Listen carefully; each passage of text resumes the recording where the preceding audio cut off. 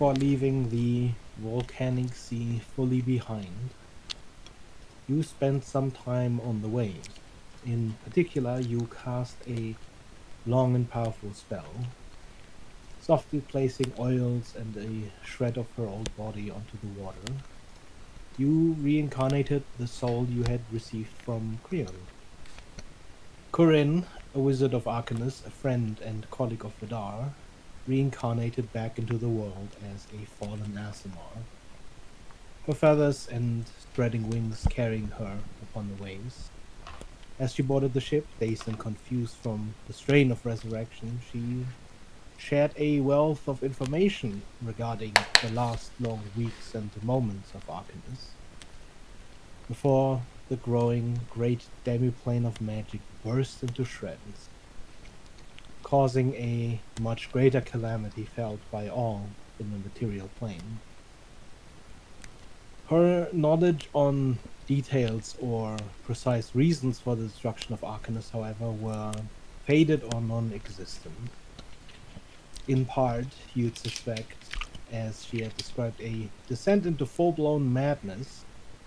Some of this knowledge may have been harmful enough that it was removed from the soul in order to preserve its integrity. Whatever the case may be, with your business concluded, you return to the skies to continue your journey along the storms in search of a clear passage. On a few occasions over the next days, you'd talk to Corinne, receiving her heartfelt gratitude, but little in terms of more relevant information on your current concerns or the people involved in them. Then, on the last day before we ended last session, a falling creature struck your ship, clinging to it. After its long descent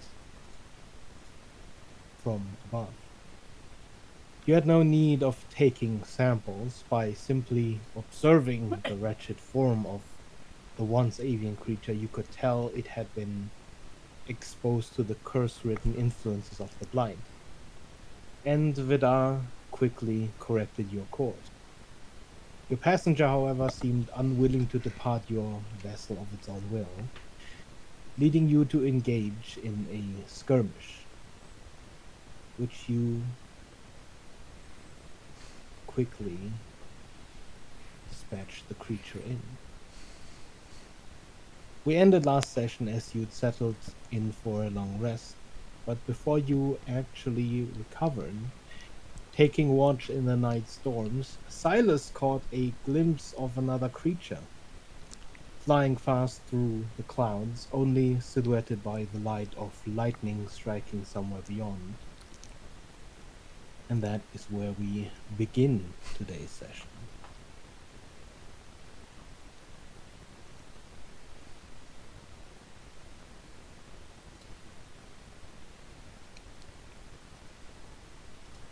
I think we were technically actually in the Magnificent Mansion. Yes. Yes, I believe so.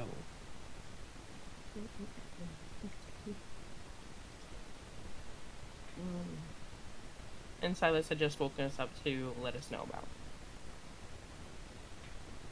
I think so, yeah. Is that right? Okay.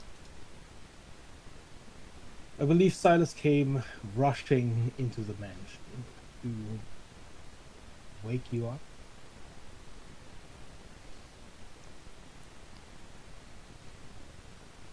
Is there any particular order in which you wake them? Or No, any I would just particular way? open each door, the closest one first, Okay. basically, and just Probably yeah, Tusk, something. Evelyn, then if you're going closest to furthest. Sounds good. Yeah. Then one by one you start filing out of the mansion. I am going to recast Death Ward on Evelyn. Mm. This has probably been like 8 hours. Mm-hmm.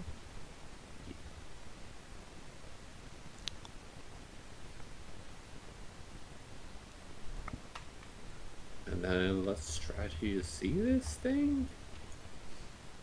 Sounds like it was a little bit far away from As the you ship. all gather on the bridge of the Dart, quite noticeably, with the thrum of its engine, you can see and feel the Dart speed up.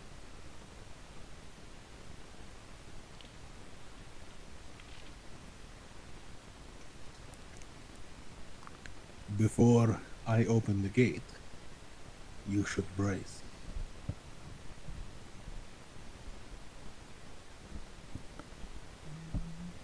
Roll back up. Right, yeah.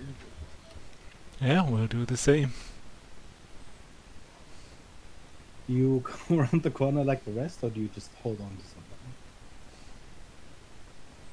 I will... Yeah, also back around the corner. Then, as the gate opens with almost a hiss, this force of wind just begins pushing in. At the current speed of the Dart, trailing the bird flying just ahead, fighting to keep up with the creature, an immense, powerful wind is slamming across the bow of the airship, blasting through the open gate and somewhat slowing the Dart in the process. Aside from the speed of the ship, the winds of the nearby storm whip across the open deck. Currently, all of your ranged attacks are at disadvantage. And against the wind, your movement counts as difficult terrain.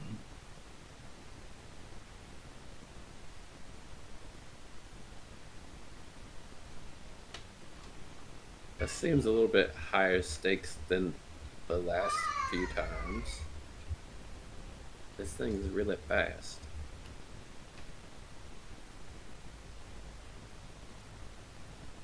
It appears to be headed somewhere.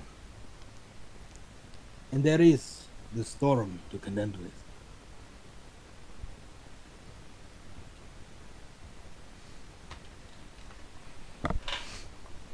Alright. Can we yep. see this thing? Currently, you would be able to see it. As we think about what we're gonna do, I'm just gonna cast Windwalk on everybody in case one of us gets caught up in that crazy wind. Falls off. I'm gonna take a minute to, because it's a minute casting time to do that. Just as a backup, if someone accidentally falls off. Mm-hmm.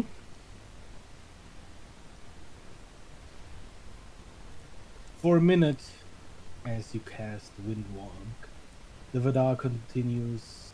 I already said that. Why did you name the ship the Vidar? Fucking. The Vidar continues to Vidar. trail the birds, weaving back and forth in front of the ship, diving in and out of clouds as the airship flies close behind.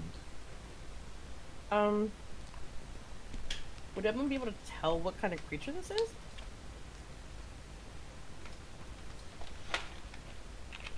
Go ahead and roll me a history check at disadvantage.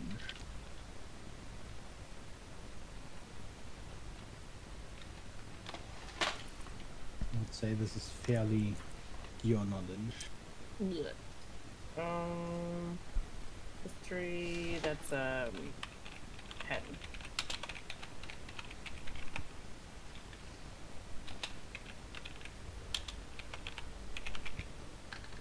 I would say you probably know of birds that have more wyvern-like features like this bird seems to exhibit.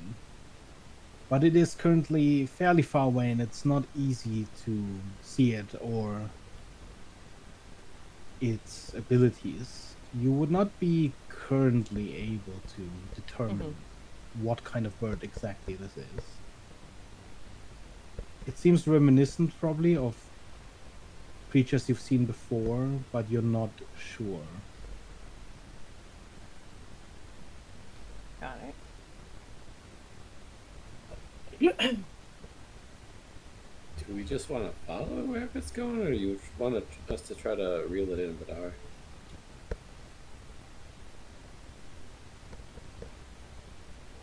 I mean, birds need a nest, right? So is there land nearby or something? With the flying speed of this creature, it could be headed anywhere. If it dives into the storm, we could very well lose it. It would be easy to capture and extract samples if we knew where its roost is, but unless we can find that,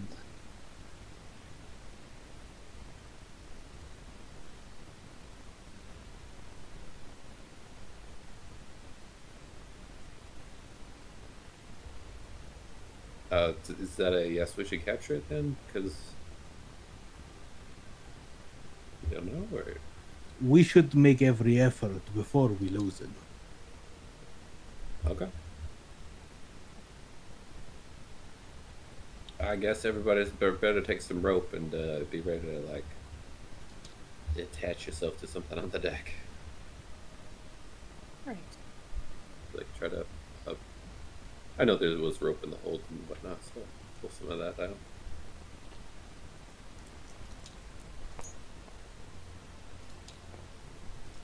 Get ready to start. Kind of.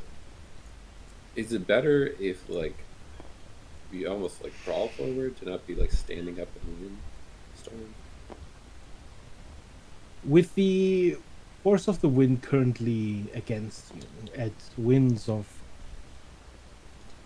about 60 miles per hour, which would be 100 kilometers an hour. That's Currently, you have little way other than to slowly move forward. You are moving at half speed. right. All terrain is at difficult terrain. That includes, obviously, the air. Yeah. So I'll just like start crawling forward to up the canyon then. Before you exit, would you mind going ahead and rolling initiative? Everyone? Yes. I didn't. Unless anyone was saying something, but it didn't sound like anyone was opposed to this.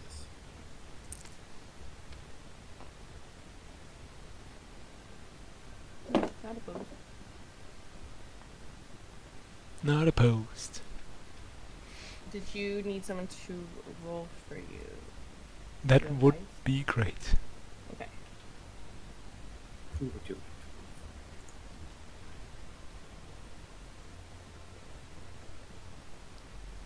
What dice would you want rolled? Kitty dice, 1 or 2? One die. The kitty die. Oh,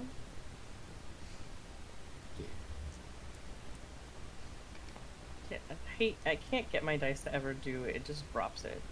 I can actually roll. Yeah. That's why I don't roll this way, because they never roll for me. This is not better! Thanks, Dr. Salty. You're welcome. So I start with a natural 1 to a 6 in total. Your first attack is a disadvantage. Mm-hmm. I think it already was, so, you know.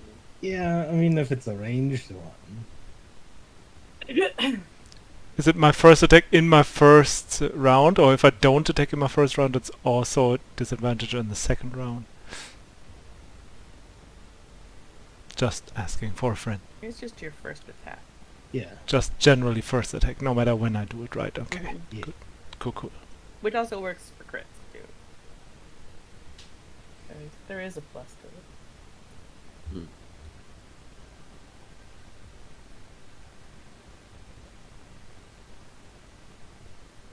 Oh, okay, so I'm just slowly crawling. Wait, does it matter? Or are we just going to go on the ship once we're outside the ship? Yes. Okay. And Salty, could you go ahead and draw me a 1d20? 1d20.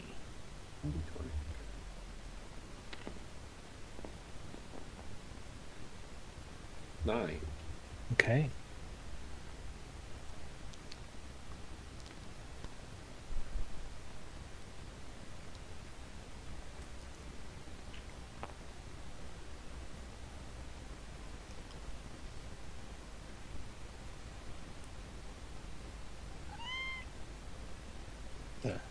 That was a Cat, cat. Bird. kitty I cat. heard the cat. Was that Silas with that nat one? Probably, yes. Not the wind. Aww. Stop, you're gonna make me feel bad when I kill you guys. No cat wants to go out in a storm. Red, you are fittingly first. So I'm gonna, slowly crawl forward. I guess I'll just dash to make it to the cannon. I don't really have anything else to do, so I'm gonna stay here and start to begin, but I don't have my action to back Mhm. myself up. That's it.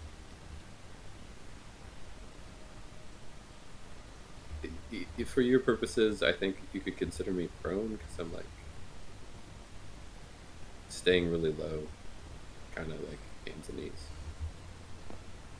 We lost. Oh, no, we didn't lose it. Figured I shouldn't.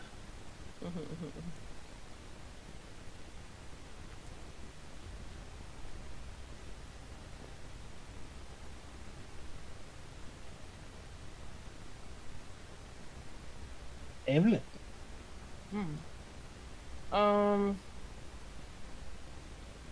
I guess I will grapple onto this harpoon and pull myself out there. And can I leave the grapple kind of hooked to it for the time being? Sort of, yeah. You could sort of hold it onto it as an anchor. Yeah. And kind of, I guess, for the moment, kind of use my action to make sure that the grapple is kind of easily hooked on to at least give me some additional connection to the ship. Mm-hmm. That will be my turn for the. Oh wait, it's technically it's over here. I guess. Sorry. That will be my turn. Huxley.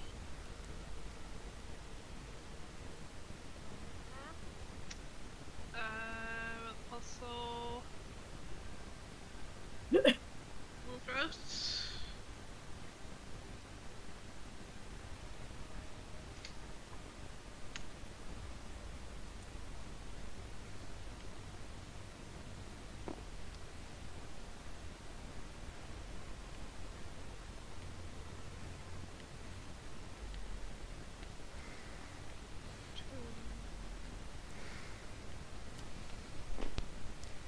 Here.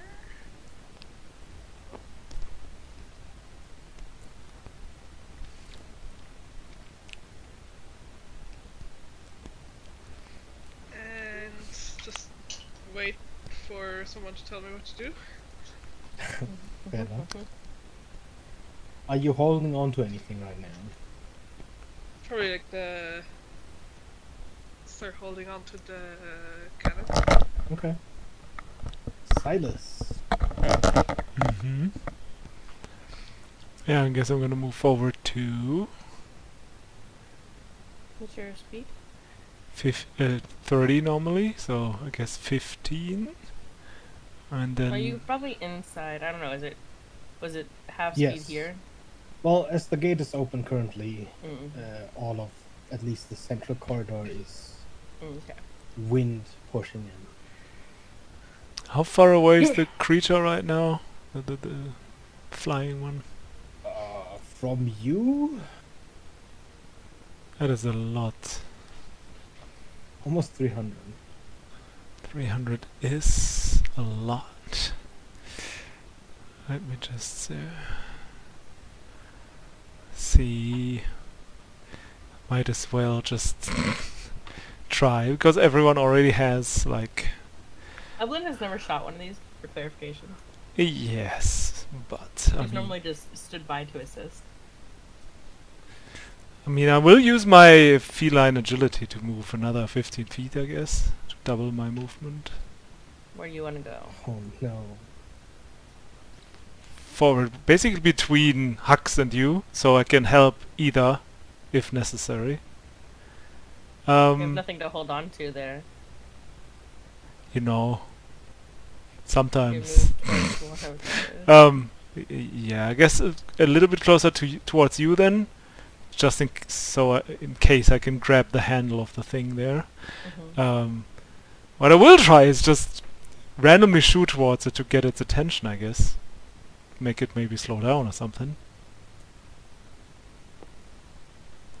Just gonna randomly shoot 3 arrows towards it. Okay.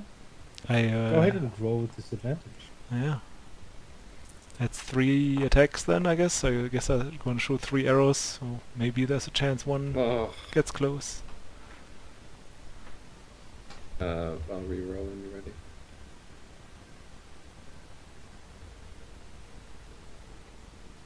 Are those 3? And I'll re-roll.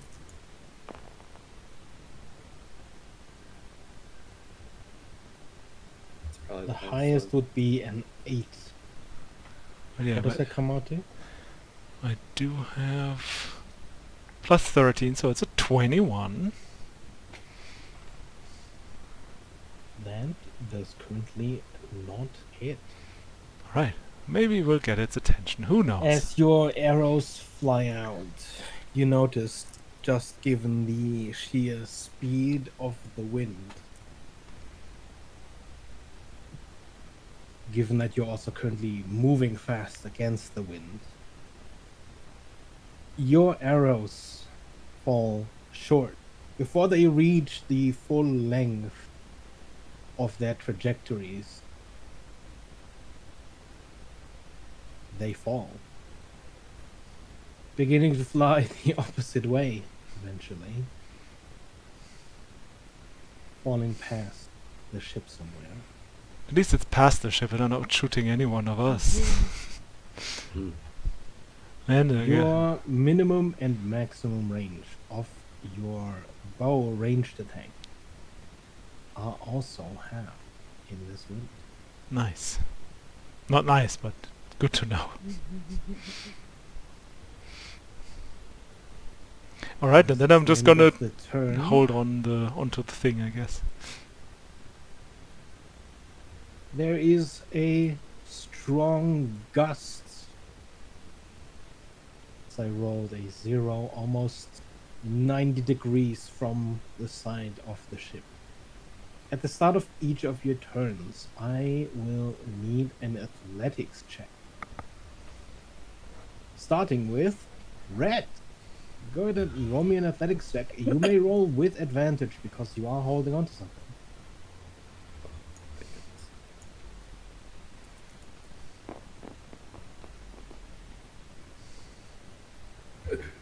Seven. Oh, I should also, because it's difficult to otherwise.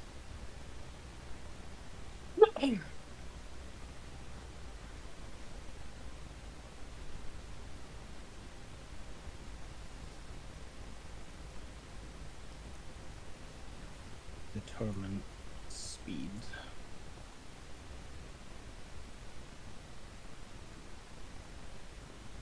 The dark catches up. With a 7, however, that was with advantage. Yeah. Yeah. You are pushed in the direction of the wind. 20 feet. Bye, Red. You, oh yeah, that is straight off. Later. You lose your See grip ya. of the See ya. cannon, not expecting the gust from the sign. Didn't you tie a rope to yourself? No, I was going to with my action this time. Slide over the sign, It's holding on, but it wasn't. tumbling over Do the you at least edge. have your broom with It you? is your turn, I however. do. I mean, Dang it, Jess. Assuming there's conservation of dang it? momentum. When the fuck did you even send this? What the fuck? Oh, ages ago. My phone takes a while to get some messages. Horrible. Is it possible for me to fly back on my broom? No. No. Okay. I don't know that. Why not possible? Bye, Red. Hi, Red. I thought it was like half movement in the air, even. Yeah, it is half movement. So it is possible. So I can fly back. Yeah. You said no. Oh, you said, is it not... I thought you said, is it not Oh. possible? And I was like, yeah, no, of course it's possible. Well, with half movement, I can still get back there. Yeah. And then I will use my action to actually tie myself on to the cannon.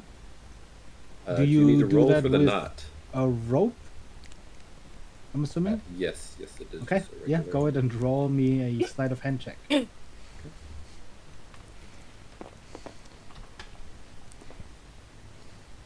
Mm, 10. Okay. You make a hasty knot. Maybe not the best you've made, but for now it'll hold. That's what it Okay. Then it is its turn, and of course, using its movement, it's going to fly up again.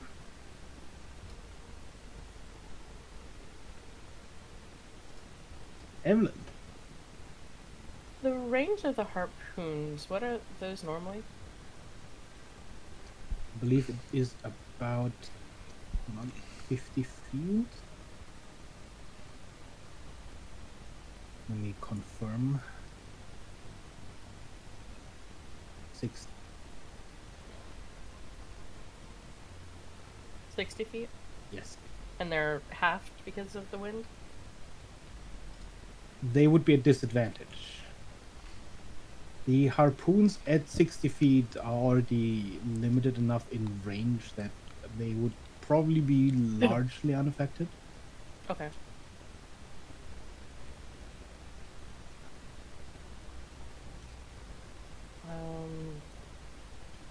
Alright. I guess I'll roll my athletics. Okay. Yes.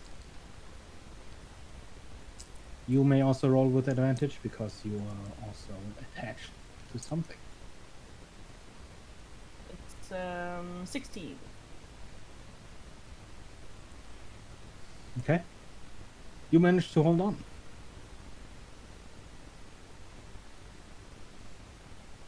Um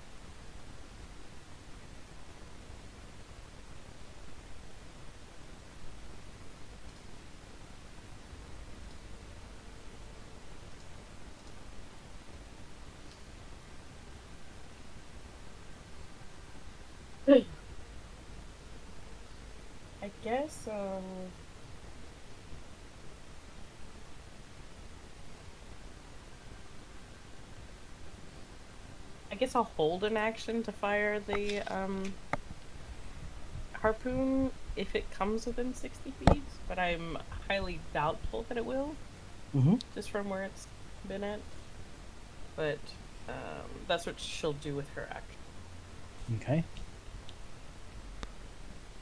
Huxley.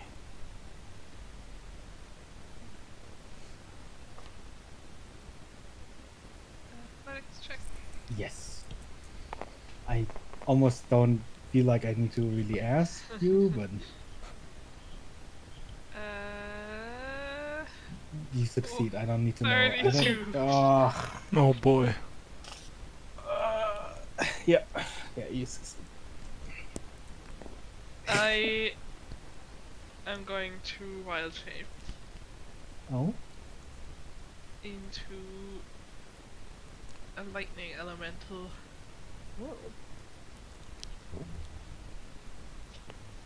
As my bonus action, Mm-hmm. and then I'm gonna fly towards the thing.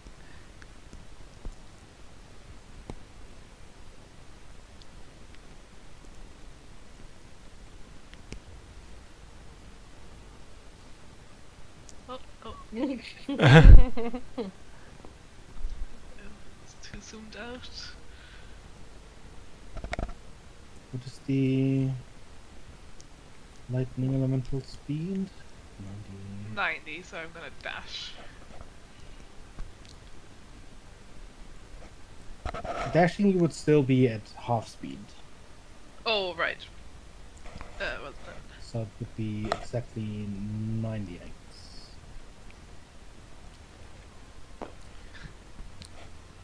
Yes.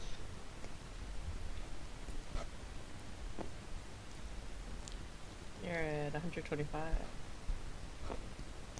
If it's a straight line, you can also just smash it. Yeah. Right about there. There's bumps in there. Mm-hmm. Nuh-uh.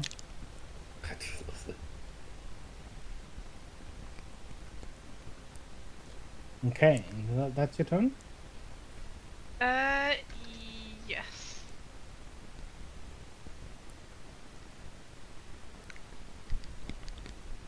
Silas.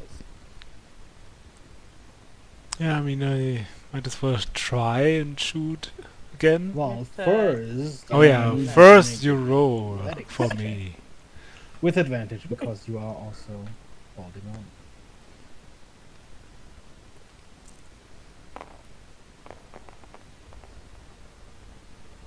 It's a 16.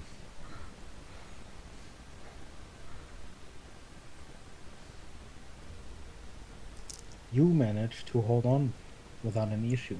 The wind is ripping at you from the side, but you are in stance solid. Right, now that I get a better grasp of where the wind is coming from, I'm gonna try again and just shoot into its general direction. Okay, go ahead and roll. With disadvantage. Is it even worth it? 'Cause it's beyond 150 feet.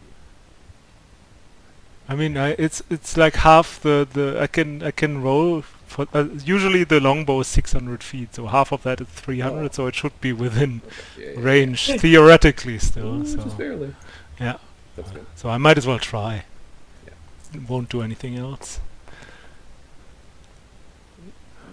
Natural one, you nice. don't have to reroll that one with the 10. Is oh, so I guess it's a 23 this time. Okay, that'll hit. So one of them will hit. One of them There's is a a net nat one. one is a net one if that matters. Just come back and hit you in the face. This was really last time. When Yeah, like the wind just Beggar takes it and was takes like it back the in. wind, Yeah. like it falls back behind us. But oh no. Imagine it just kind of one. like goes high and then comes back Well, past your you head. see.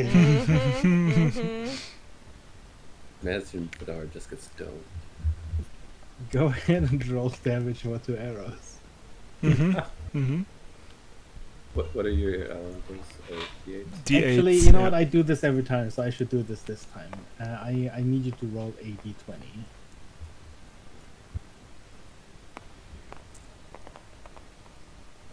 Okay, fine. I need to roll one arrow. I don't know. But the next attack against you is made with advantage. Okay.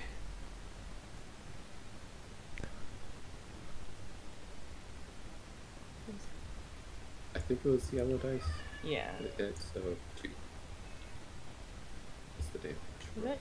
Plus Two, this. two plus. I have a +7 for my bow for damage, so 9 damage. First blood. Maybe. Let's see what it does first. You enraged it. Well, Might have like maybe we should tell it to pull over. You're under arrest. I'm actually not driving. I'm So traveling. as it is the end of the Oh turn, my and God. I forgot to make you do it. Red, can you roll me a d20, Rip? Yeah, we kind of. Yeah. 10. Okay. Is this the direction of the wind coming in? Maybe. Hmm. 2. Can I not roll a better direction on this?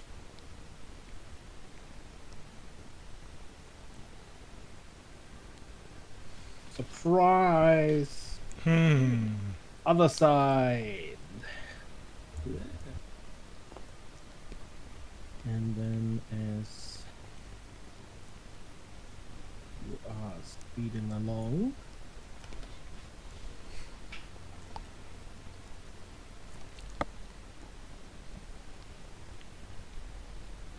okay, red. Constitution or athletics or Athletic. advantage because I'm pattern. Yes. Oh shoot! What? He's casting a spell with it. Right? You managed to hold on, almost expecting the back and forth that you'd be used to in a storm. If I shoot a cannon at it, is that a disadvantage? I guess so. It's ranged, right? Since it's a beam of light, I'm gonna go ahead and say it's probably not a disadvantage.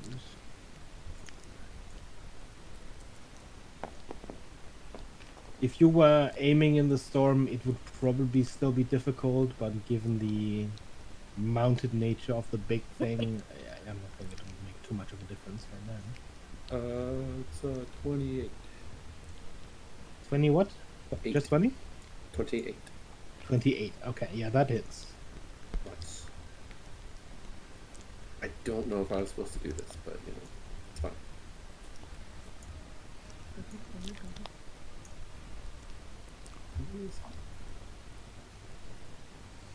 Ooh, that's a lot. Okay. Yep. Okay. This will get us attention for sure. 51 radiant damage.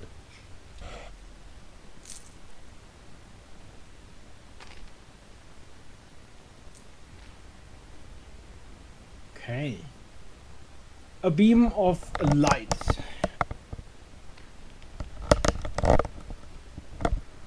Lights up the clouds and the harsh winds and the creature. As it is struck, you see it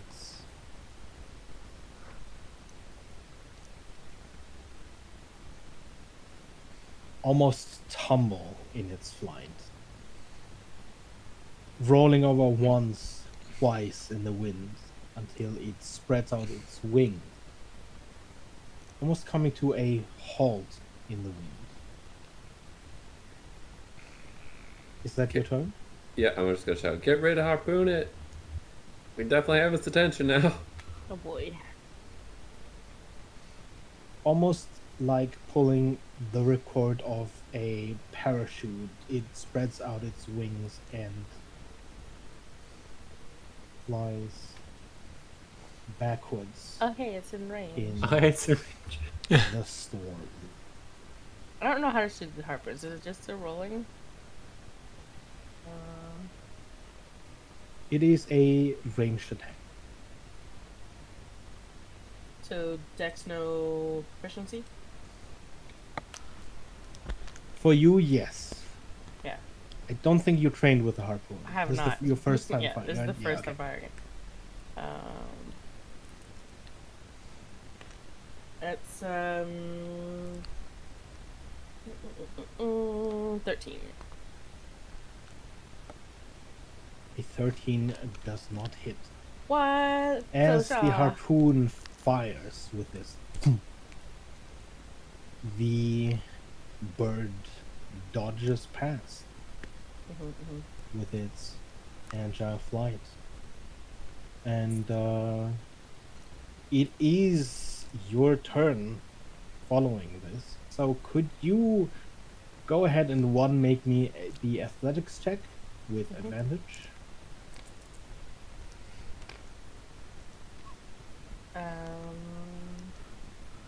13. Okay.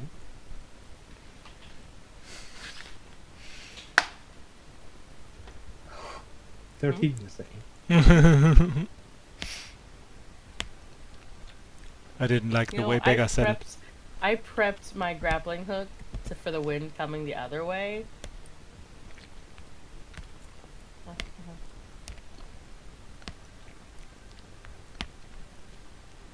As you fire, as the wind suddenly pushes you from behind, your hands not exactly free to immediately reel in the grappling hook. You tumble over the edge. By the time you pull at your grappling hook, it comes loose.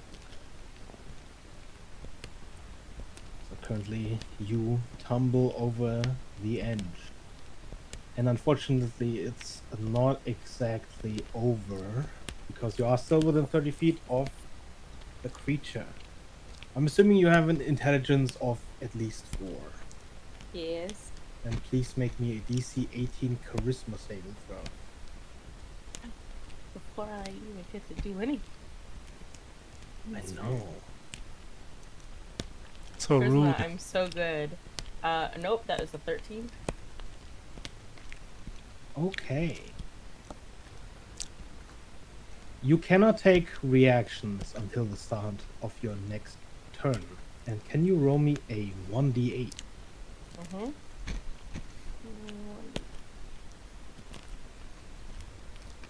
3.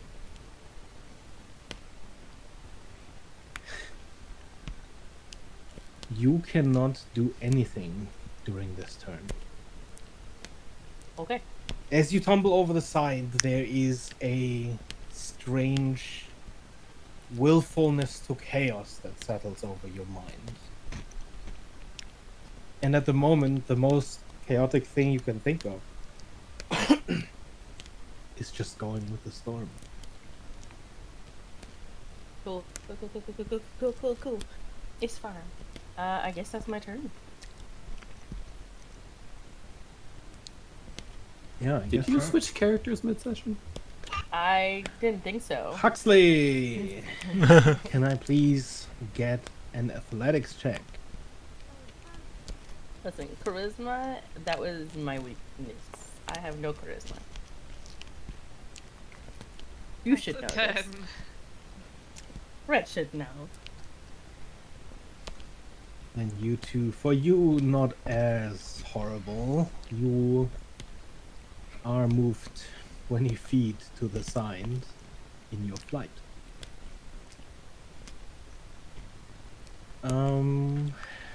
And it is your turn. Okay, if I move that way, moving with the wind, or would I still get a speed penalty? No. I would argue in flight, in the direction of the wind, no.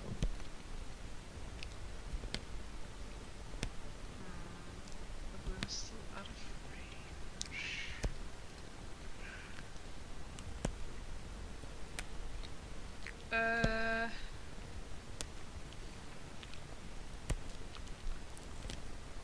How substantial isn't the lightning elemental? If I fly underneath Evelyn, would she fall through me?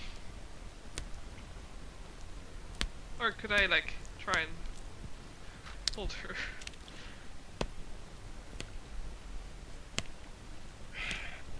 That's a good question. Can they occupy somebody else's space? Yeah. Believe so, but so But- can an air elemental, and an air elemental can still slam and move things. What kind of attacks then can you do? Touch someone. I can electrocute someone by touching them. But it does say move through a space as narrow as 1 inch wide, so like there is a limit, it's not just completely just air. I would say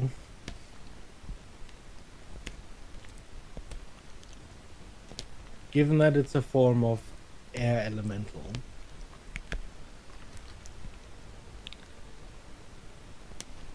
you would be able to catch Evelyn, but not without causing her a measure of harm in the process.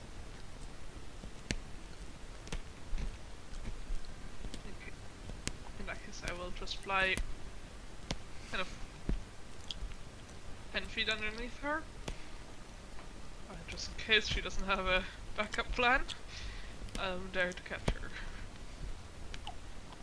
So do you hold an action if she doesn't do anything, or? Well, I have to spend my action to get to underneath Ah. her. Okay, So I would just try and like, I see. So you'd wait for her next turn.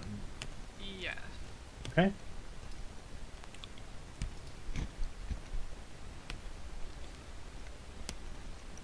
Then Silas.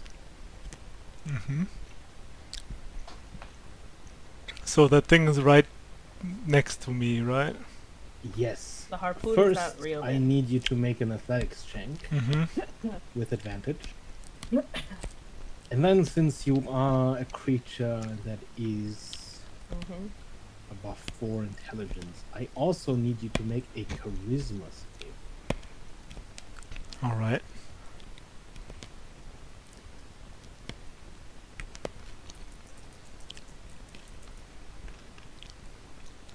13 for your. So 19 Nice roll. athletics. Mm-hmm. You managed to hold on. Charisma save. That's 6. So +1, so 7. Mm-hmm. You could have a +10, and it still would not change the outcome. Let's see. Roll me a 1d8, please. You cannot take reactions until the start of your next turn. 7. 7.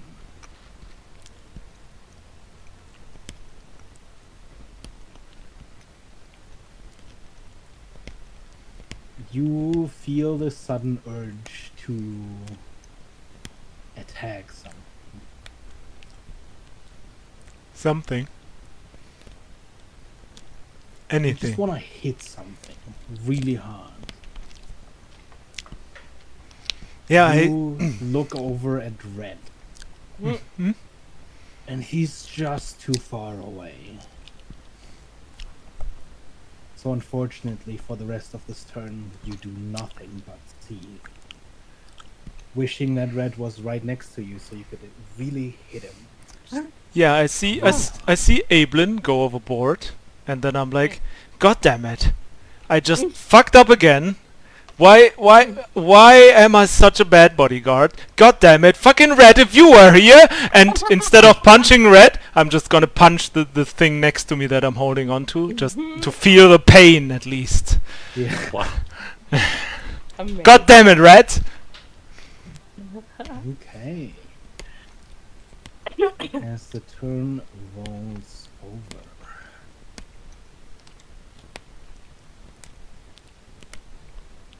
Quite a bit of movement that happens. For the moment, the dart speeds past you. The few of you off the side of the ship, or above the ship as the bird. Red, can you go ahead and roll me a 1d20? Yes. I don't know why you don't make you do this at the start of the turn. So many rolls at the end, but that's fine. 1. Oh, no. Mm. Okay. As the dart surges forward, as you see the bird fly past overhead, just by the wind pushing it back, and as you see the light of the lightning elemental fly past underneath the ship, as you turn your head back to the front, all you see is a cloud. And it doesn't take very long for you to see nothing. For a whole turn, everyone is blinded as you are going through a cloud. You can technically see, but your range of vision is, within touch range. 15 feet. Not movement range. Oh yeah, I guess true sight sees. Yeah, okay, fine. It's the entire area is heavily obscured essentially, As Evelyn takes her turn in as you are smugness. getting drenched in an icy cold cloud of water. Okay, Red, it's your turn. Why would On the someone roll this? upside, there's no gusts of wind right now. So I'm tied to a cannon. Some people are the birds behind me. I don't freaking know. What do I even do?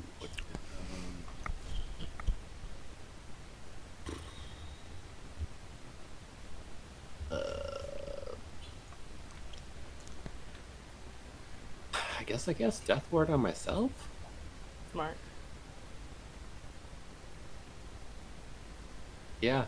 I'll see if the cloud passes and think about what to do next turn. But You can't even see Silas glaring at you. I don't even know what's going on.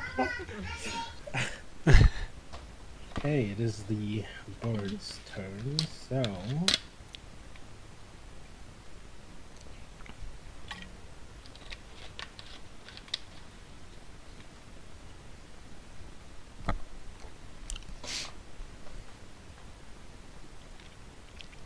it's going to fly and a dash.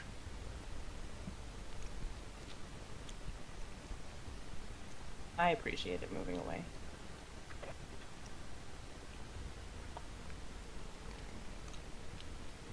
That is its turn, so Evelyn. Do I have to do anything do like any rolls before I can take a turn? No, you can just take your turn. Isn't that great? It's great. I'm gonna go ahead and release the mechanical wing so I'm at least flying and not just spinning in air.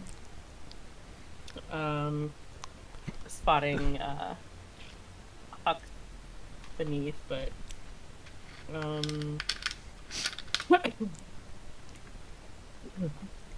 she'll at least say it flew off up ahead again, down to Huck's, and gosh, movement speed is half moving forward. Is that right? Yes. I'll try and move. Let's see, with let's see, hold on. How far is the dart?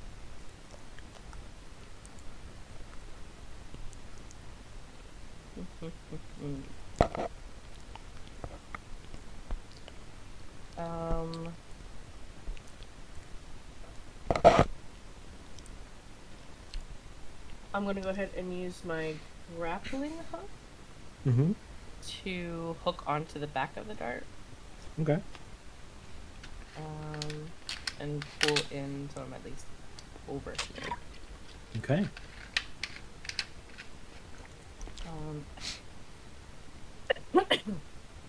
I don't know if there's like a reasonable place within 30 feet to use my grappling hook again from this angle.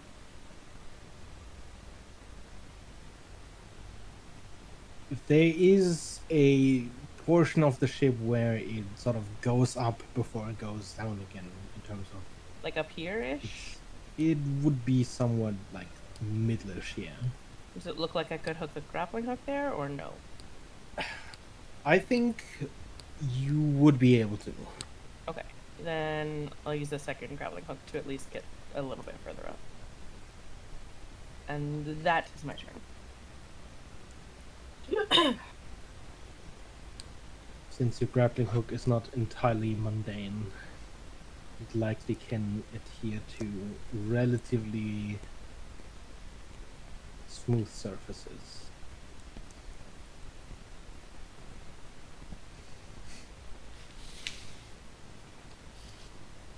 Okay. Then Huxley. Uh-huh. To get to here, is can I move fully or only half speed? Only half speed. You are moving against the winds of the storm. Then I will fly on the ship, Okay. and then I'm going to drop my oil chip. Oh. Okay. I am weak. That's fine. I'm weak as an elemental. No.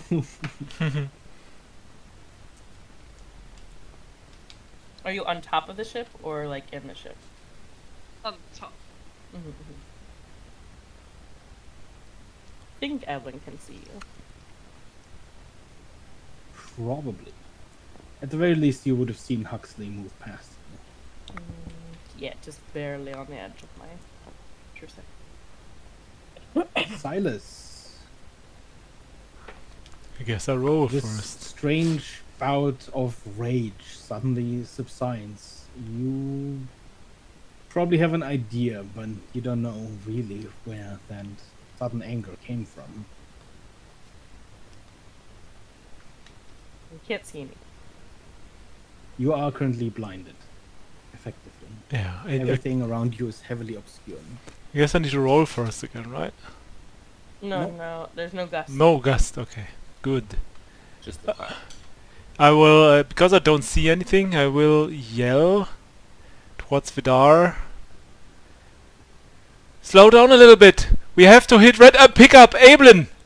Because she fell off the ship. Okay. Would I almost hear that? immediately. Go ahead and roll me a perception roll. Natural 20. Yeah, you hear it. I'll at least attempt to call out, "No, on the ship!" Oh, that's good. Good. Good. And I'm gonna guess ready my bow until we're out of the cloud, so I can get a good shot at it. And still hold on You to. hold an action.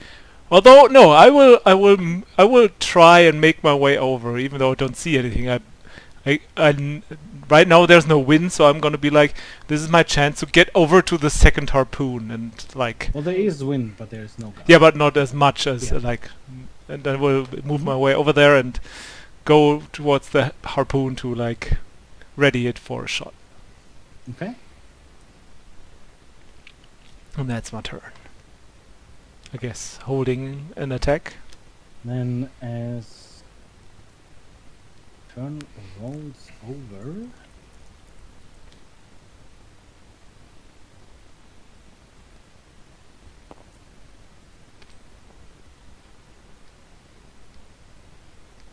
nine.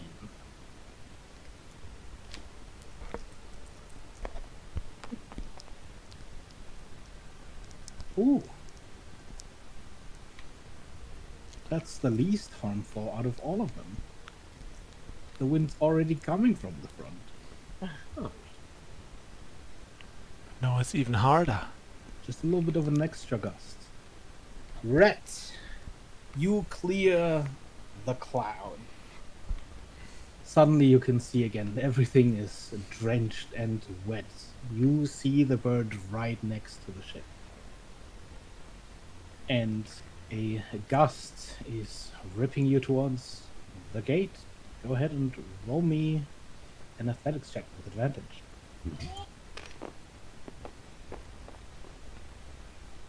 You succeed, no problem.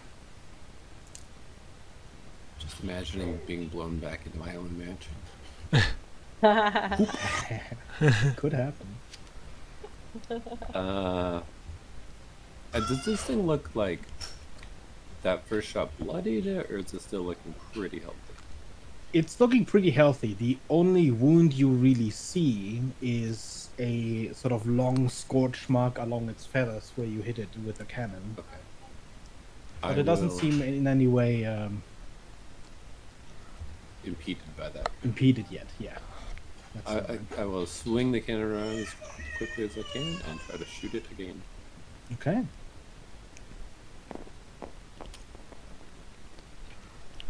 For a 30. A 30 will hit? Certainly. Love this cannon. 51 damage again. Amazing. How did I roll the same damage? It's funny.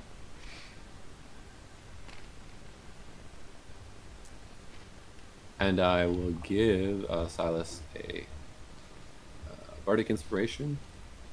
It's close now. Pull it in. I mean, I did hold my attack. I don't know when it will trigger.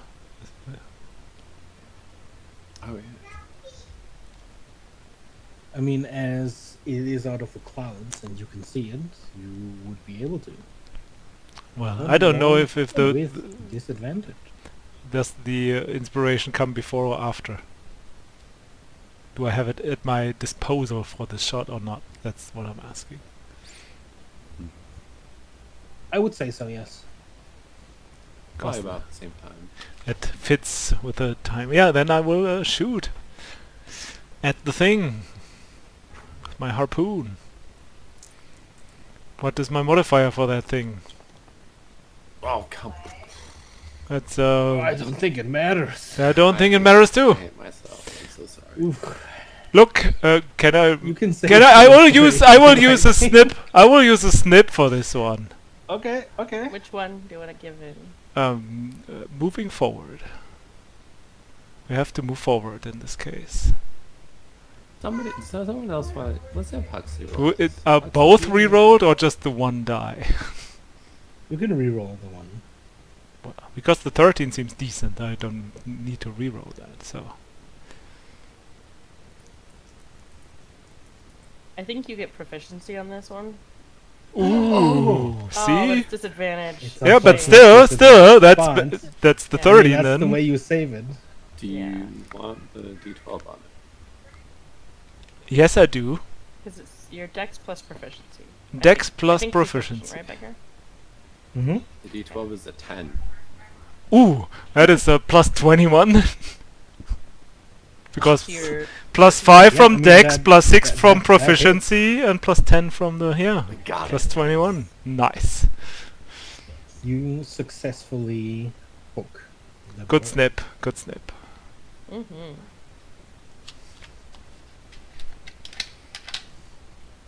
Good inspiration. Good friend. I don't know why I wanted to hit red.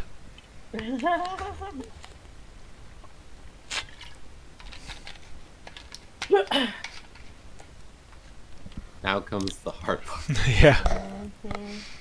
It is its turn. What? How is this huge, large? What are we at with this creature size? It is technically gargantuan. Gargantuan. Okay. I should probably adjust it to be more like in line with its token. 1 second.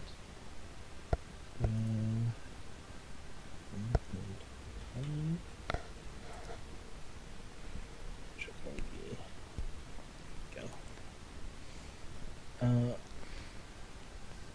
It's weird that when you adjust the size, the health bar comes back, but whatever. Mm-hmm. How do I do this the smartest way?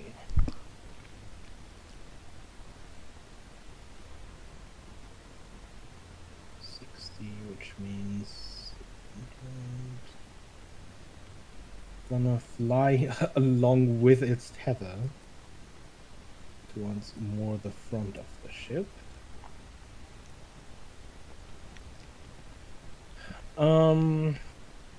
It's gonna try and rip out the harpoon.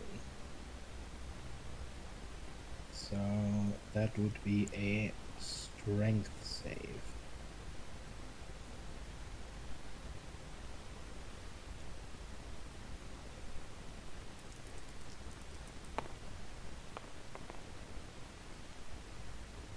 Oh, that is not enough. Nice.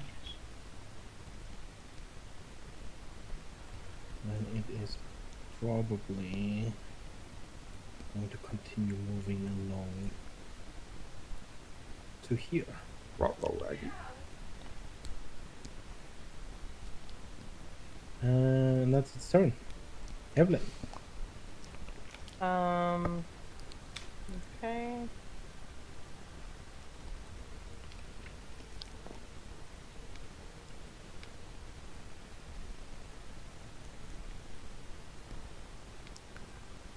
It's the first half movement, right? Against the wind. If move if we're flying. Oh yeah, also Yep, give me yep, an yep. athletics check, Athletics. please. Forgot. Yep.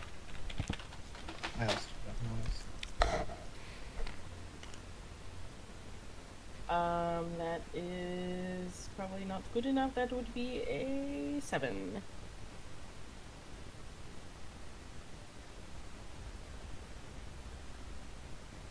That is unfortunately indeed not good enough. With your hook not really embedded Yeah. anywhere, you slide back along the dart.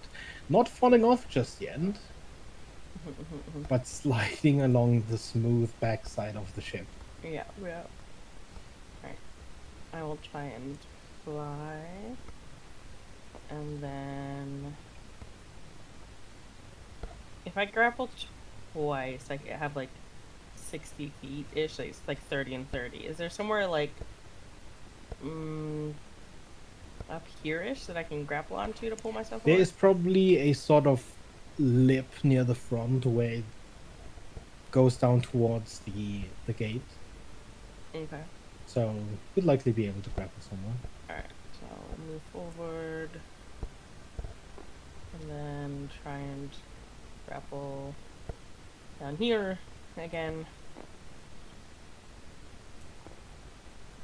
Right, cautious if you're near it, it has some odd effect. Some sort of magical effect. Messes with your head. But that's Oh, that's what it was.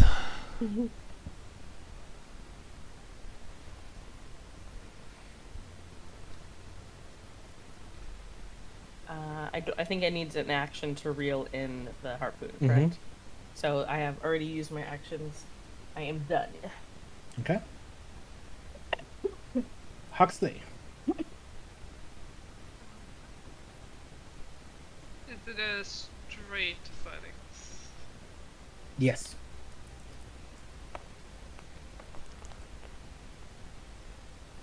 27.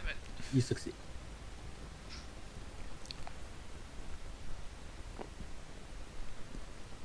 I'll just try to get.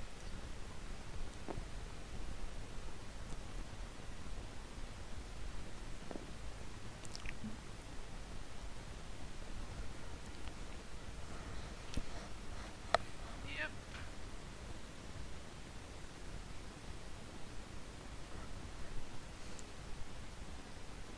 Silence. Mm-hmm.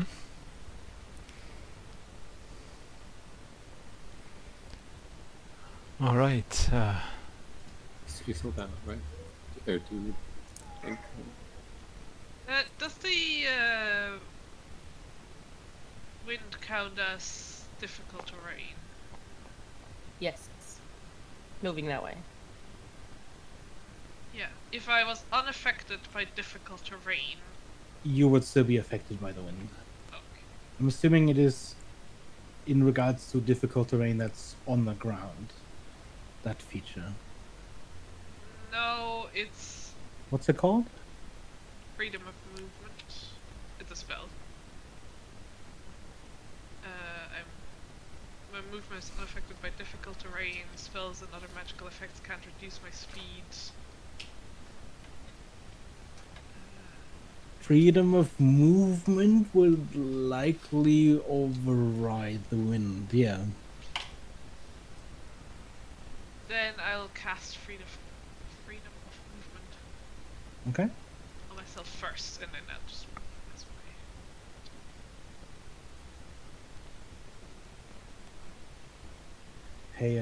Hey, Silas. Uh-huh. Does he need to roll athletics first? Yes. What was it? What was the summit? It's probably I need the athletics check, and then we'll see if you're still 17. within range. Dang it! I was hoping 17, he'd that fail. saves. 17 plus 6 Athletics check. even, yeah. Give me a charisma save, please. I'm sorry, this probably works. Only one dice, right? Is it only one dice? I don't think he has advantage on. Unless he has advantage. On charisma saves, no. What is it? DC is 18. Plus 13? 1. Plus 1. Go ahead and roll me a 1d8 then. Gladly. I have my peasant to roll for me. Uh oh. 3. I don't think any of them are good. Yeah, don't What'd you think roll? so. 3. A 3. A 3. Unfortunately. You know what? Silas, you've done your job. It's time for the others to pull their weight. You don't need to do anything this turn. Yeah, I'm just gonna lean against the thing. I'm just gonna watch you guys do something for once. Yeah. So, Yeah. yeah. Red, Okay. could you go ahead and roll me a 1d20?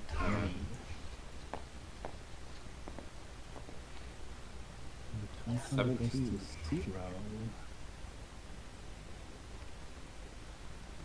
17. Okay.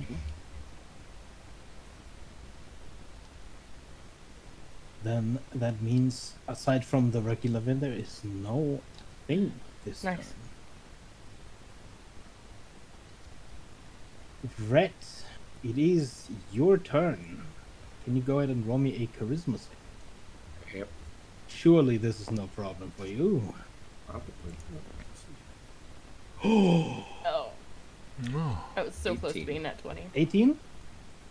Mm-hmm. Beat it. Nice. You save. Who has the syringes? Do we need the syringes? Everyone has 1. I don't have one. Do we need these what? I The thi- syringes. The I syringes? think Oh, the everyone took syringes. syringes Mhm. except Red. Yeah. I'm tied to a cannon. I'm gonna use the cannon. All right. It's gonna blow its face away. Oh yeah, that's That like hit. these, yeah.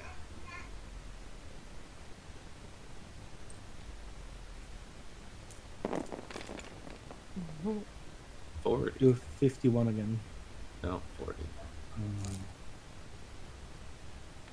40. As you blast at close range with it, point blank, in fact, with the cannon, you see that the scorch mark, 2 of which have seared through several feathers. This time you hit torso, and you see blood, as far as it isn't already cauterized by the radiant damage you deal. It Huh. is bloodied. Good to know. I think either Silas or Huxley. I think I'm gonna give Huxley a little inspiration. Huxley, get ready to get a sample. Just grab it. You can hold on, I'm sure. Yeah, dude, Hux, I already did my job.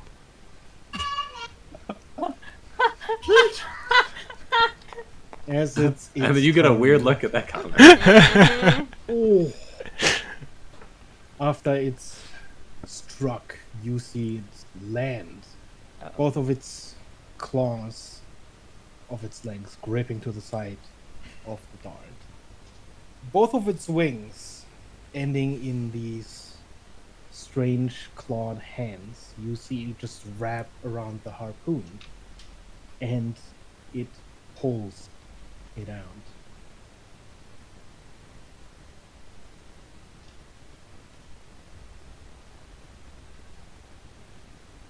it flies, Mm. pushing off of the ship. Oh, but- and that is its turn. Evelyn. I guess I will reel in this harpoon Mm-hmm. with my action.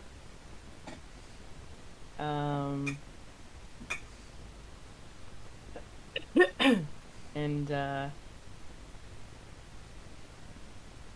it's an action to reel it in, correct? Mm-hmm. Yeah. I guess that's my turn. I hang out here. She'll glance over to Silas at least. And, back to your right to mind yet or not? You are.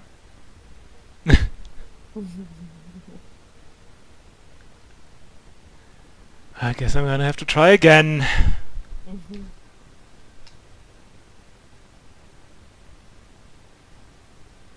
If you can reel it in, I'll attempt to move and get a sample if it's close.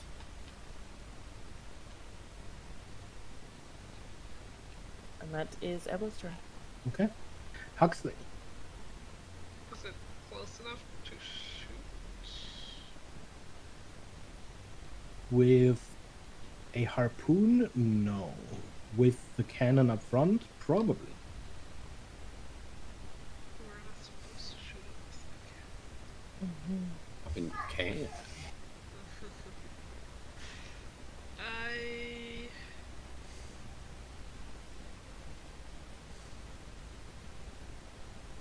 Okay, if Evelyn says that she's ready to Take a sample, yeah. take a sample, then I'll take the harpoon. That Yeah, she's Evelyn will actually- easily shift to the side for you. Okay. Yeah. You holding an action to shoot? Yeah. Okay. Silas. I will also reel in the harpoon. Okay. And we'll just say out loud, Mm. this thing really messes with your head, doesn't it? And just shake my head a little bit to shake these weird thoughts off and just start reeling it in. As we reach the end of the 5th turn, there is a sudden cold and freezing wind that pushes over you.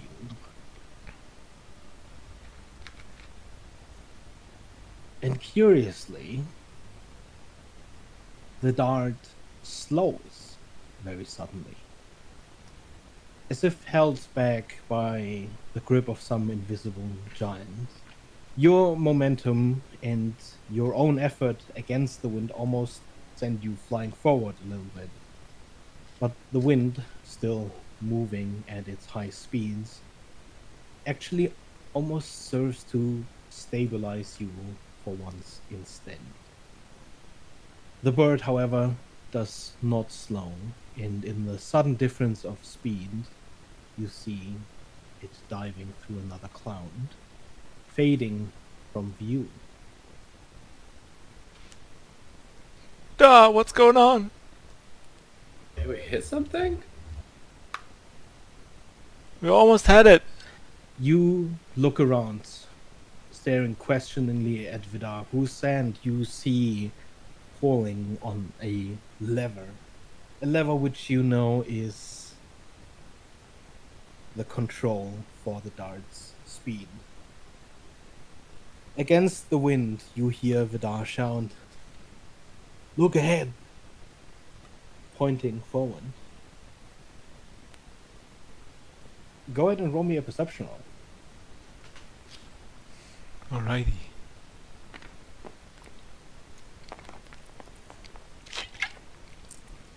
Okay. 4. I'm really sorry. That's a natural. For Oh. for Anyone for me, roll Yes. above Oh. an 18. Nope. Nobody rolled above an 18? no, Nope. I'm looking back to Vidar. I can't see what's in front. Yeah. Okay. I was shifted to the side. I'm kind of wedged in this weird corner for Huck, so no, can't see anything. I have For the cloud in moment- my eye. You are out of initiative.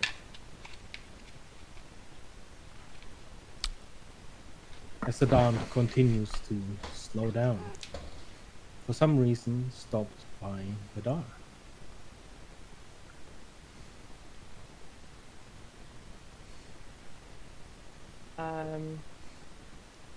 For those of us that can't see, what are we looking at?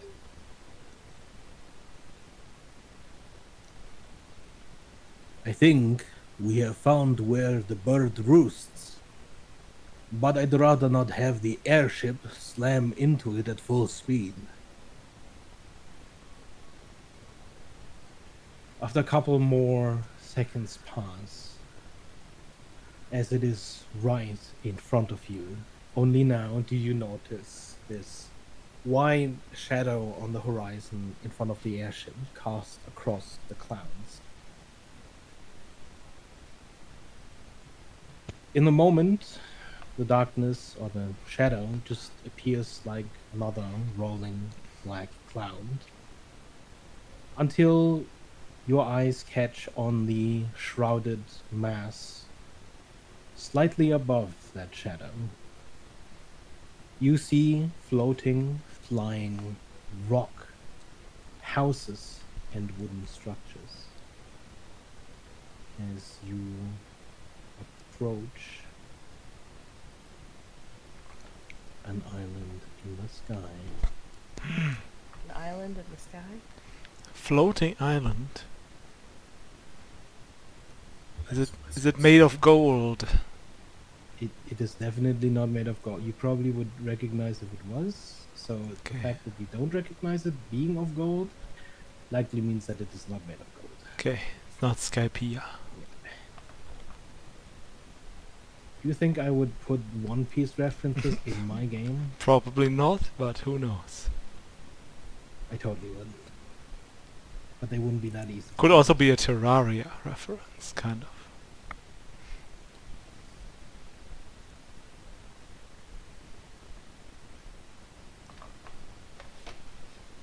Currently, at least, unfortunately, of the bird, you see no sign.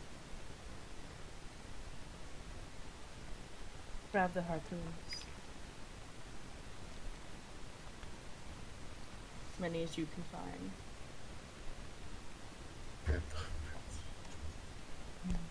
I'm looking at everyone. Is this normal? I noticed that one, Jess. Mm-hmm. I don't know what you're talking about.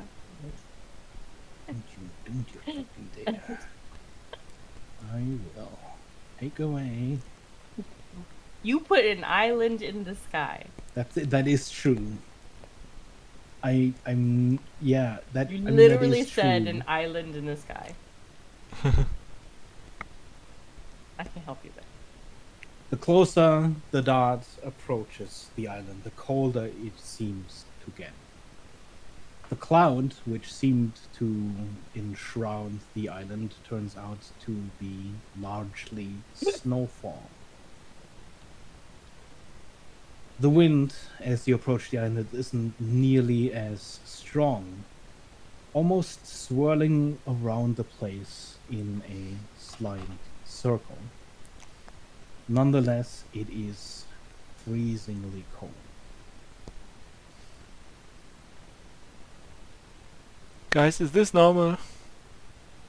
Like, apart from I- Arcanus I that think was it's floating through the sky, but I thought that was like a one-time thing. Any legend or stories about flying islands? Go ahead and roll me a history check.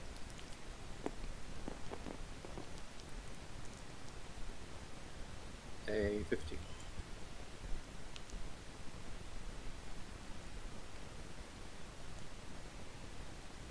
Sorry, I was coughing, but I was gonna ask if I could assist with a history check by like throwing things to try and prod. Sure. Uh, I would almost say, yeah. Okay. 21. Nice. You would probably know of a children's story of Sky Pirate. I heard this crazy story about This- sky pirates once. Fantastical story of people on airships during the golden age of magic raiding alongside the far southern coast of Kauron. I didn't really think it was real, but maybe. Sky Pirate, not gonna lie, sounds kinda cool. No, they were a menace to trade, actually. Yeah, everyone's like, yep. That's exactly.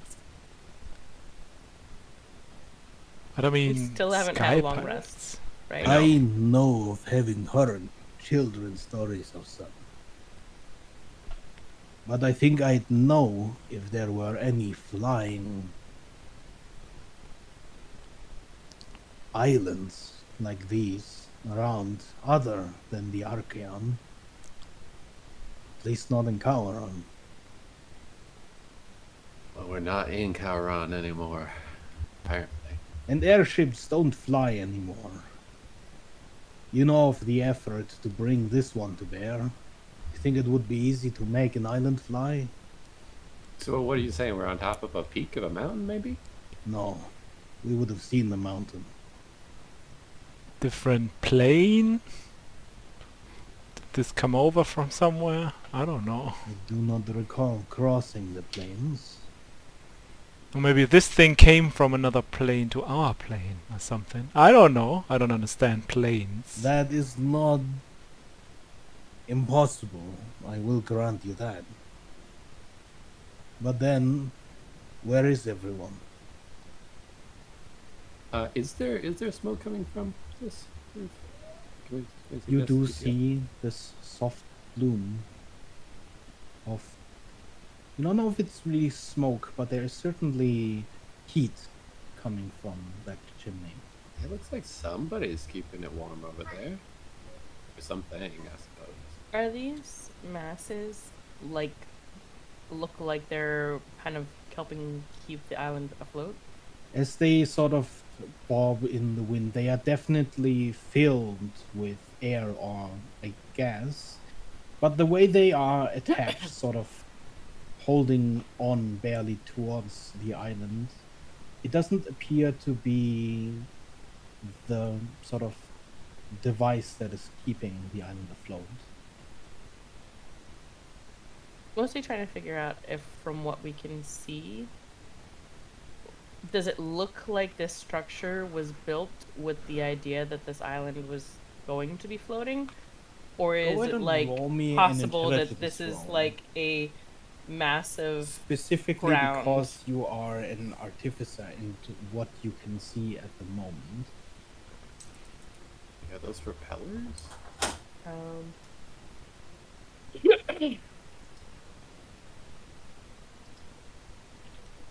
um 21.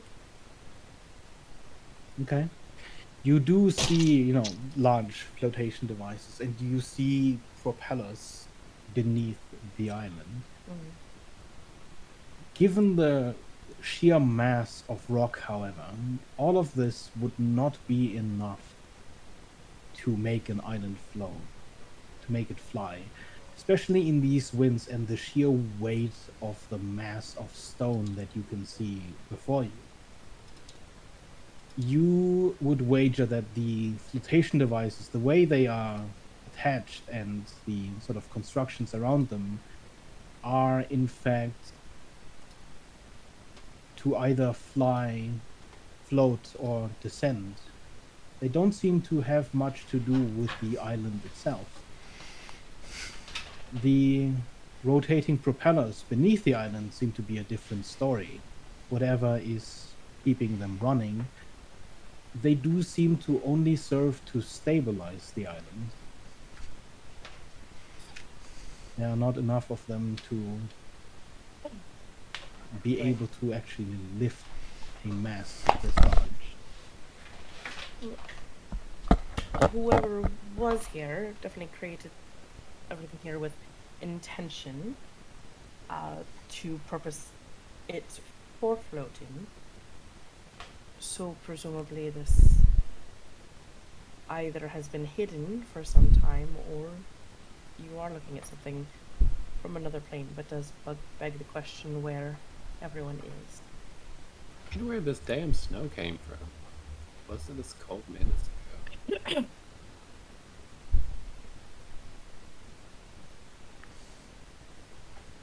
We could It's still like the middle of the night, right? It's like dark. Yeah.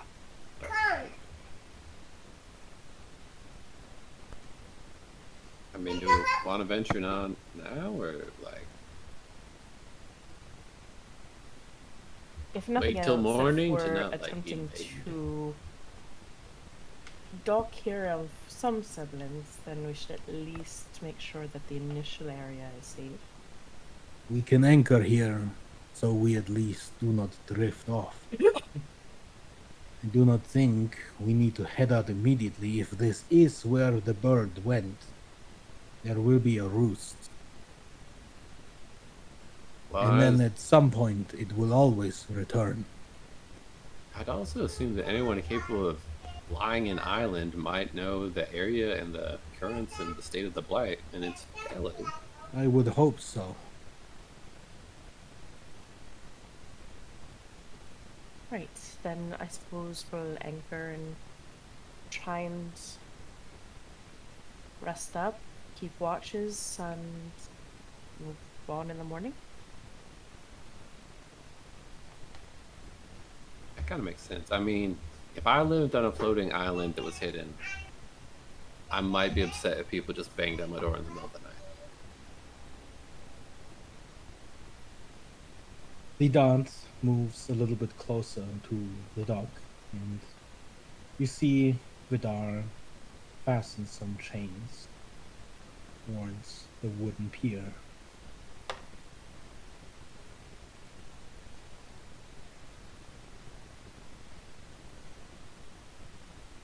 Where the dog remains for the night. Can I at least, guys, check the closest building so no bad surprise is gonna wait for us there? Well, if there's someone in there sleeping, that could make us seem more hostile, or as Rhett pointed out, they might find that less than pleasant to be awoken in the middle of the night. It's only if they see me. That's true, I suppose. I mean, yeah, I think it's worth scouting the docks at least. Just the closest ones, where we can't really see if there's someone hiding.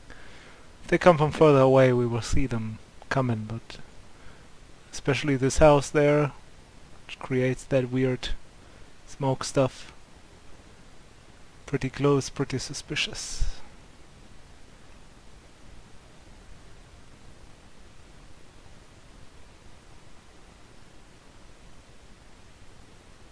I mean, yeah, you could. Well then, I'll be on my way then.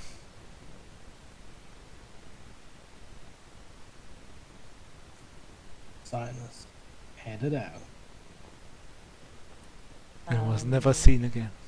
If you do ever need to like escape, you can still be a cloud for like 7 more hours. Okay, good to know. Evelyn will head back into the Magnificent Mansion and attempt to get some sleep Mm-hmm. and finish a long rest. Yeah, I think I will as well. Or is it technically... Whose watch would it be? Would it be Evelyn's watch?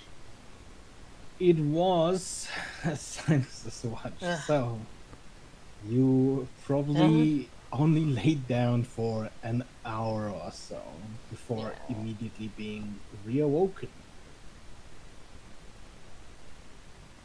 I guess Evelyn will stay on watch while Silas is out and about then. Okay.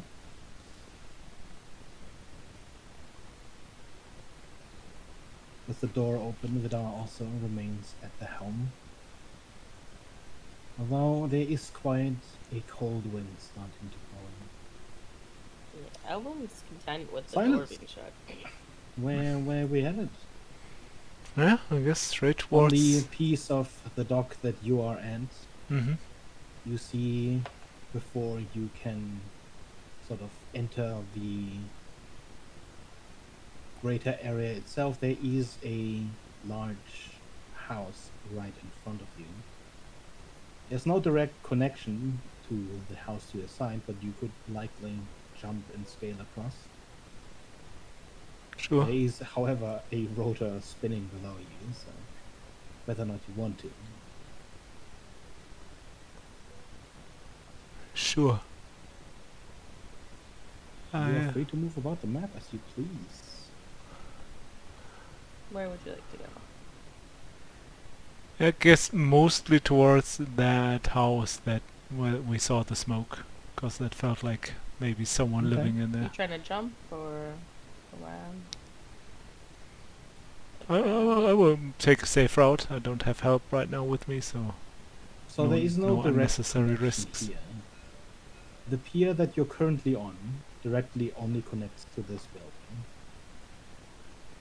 You Okay. have the choice of entering this building in front of you or trying to jump across towards the house that you see. Does the building in The front warmth of me look like it has windows of some kind?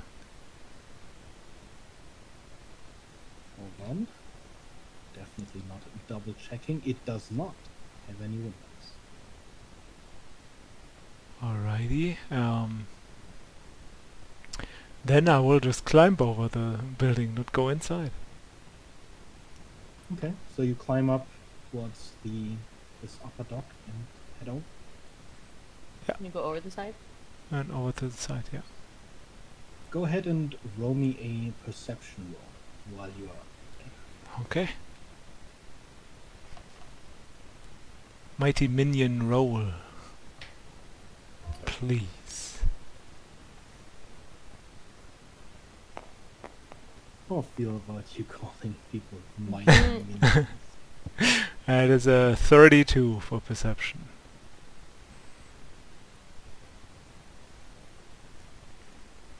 Good minion. Okay. Does this count as abuse? A little dice devil. What was Not the one, result it's a again? 32. Sorry? 32. 30.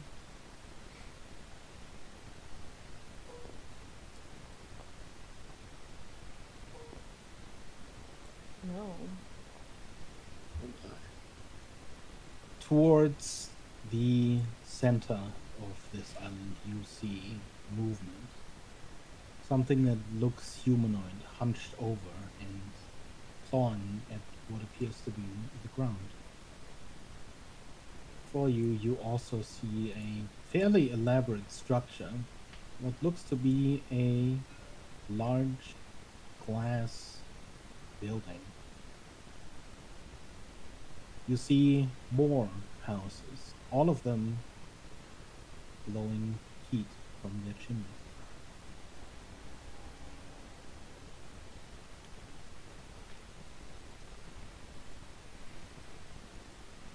Last time I've seen such a botanical garden looking house, I guess, was when we were underground for like a whole year. So Mm-hmm. does any kind of structure here remind me of the city underground? Just the way they're built, or The structures themselves, not.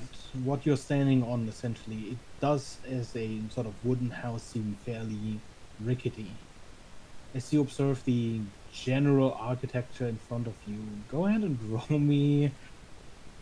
What would this be? A history check? sure. Straight roll.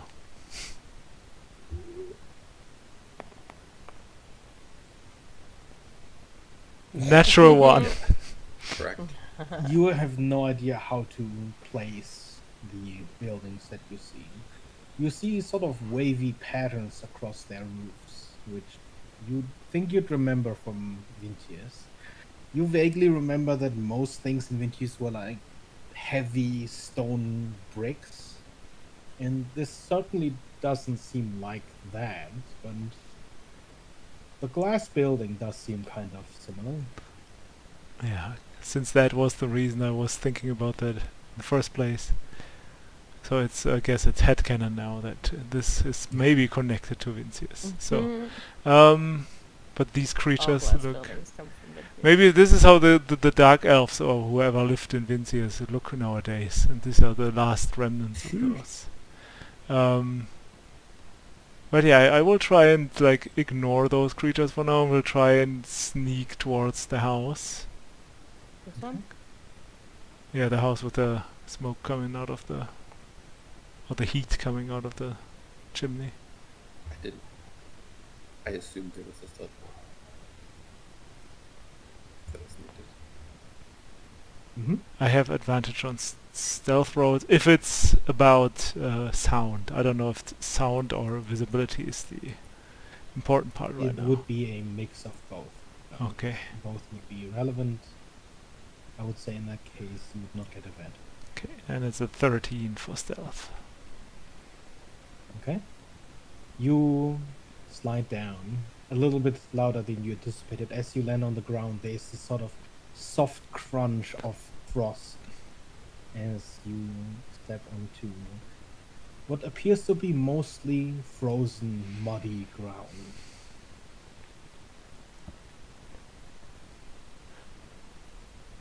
You can go ahead and roll me a nature check, actually. Okay. Straight roll. Oh, that was so close to another natural one. Mm-hmm. 17 then. You've likely encountered ground like this before. Usually late in the winter when spring is already close. This sort of hoarfrost covered ground tends to happen when mud freezes, then thaws, and freezes again. Through this repeated process, slowly building up these crystalline structures of ice.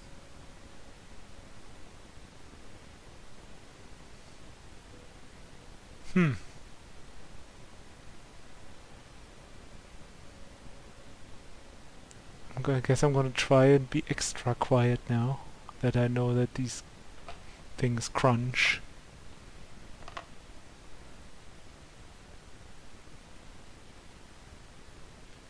And yeah, try to get closer to the building. You get up to the door.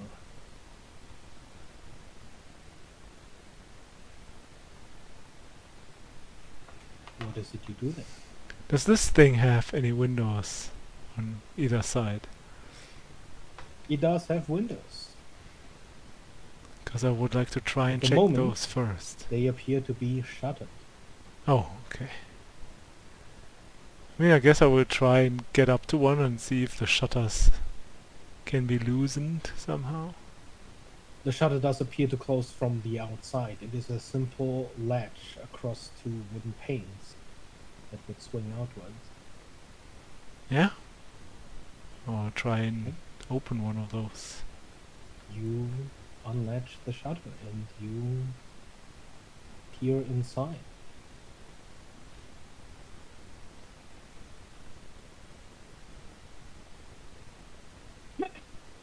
You see a room in chaos, a mess.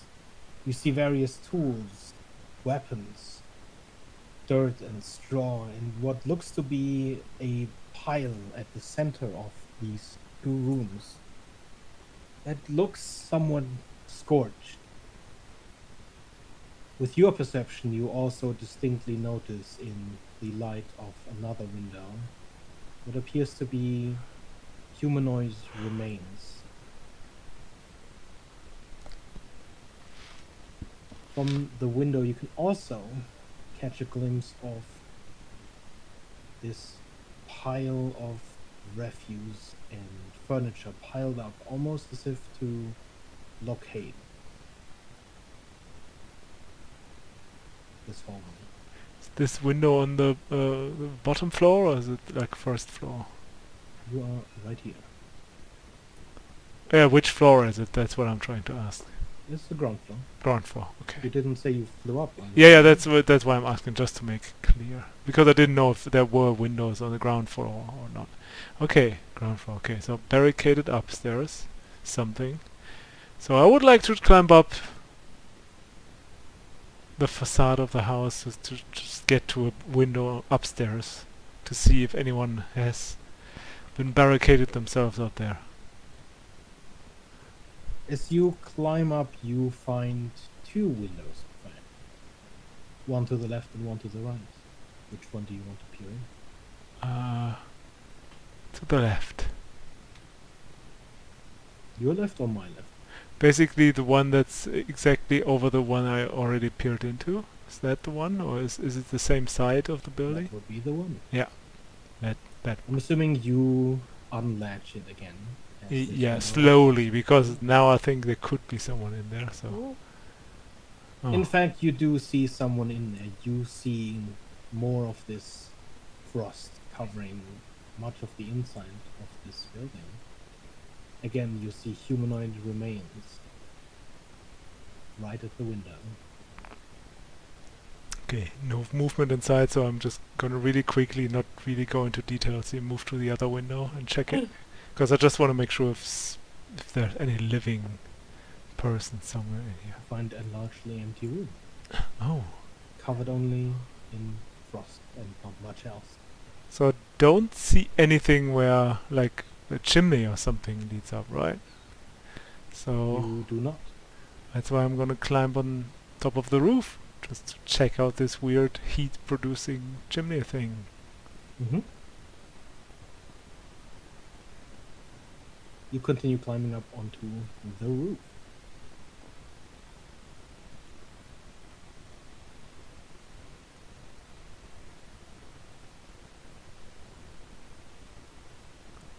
As you wander the length of this building towards the center, go ahead and roll me a survival check. Uh-huh.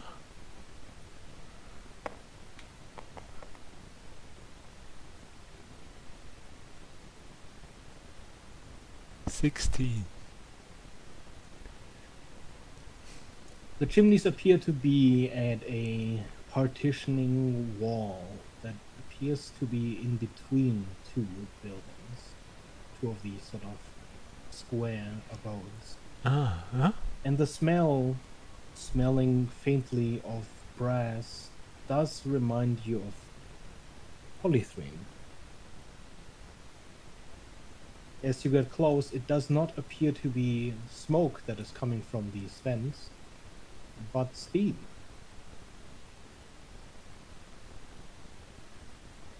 Interesting. Just from your own personal experience, you know that that is a way that heat is distributed in polythreme.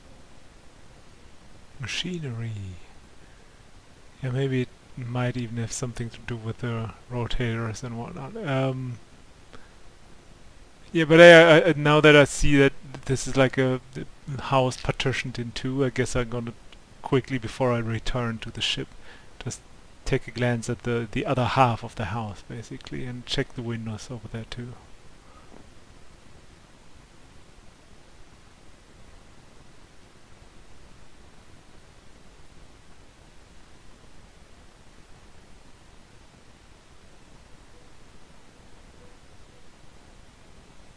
As you move over to the other side of the house, you notice that the upper level does not have any windows, only on the ground level.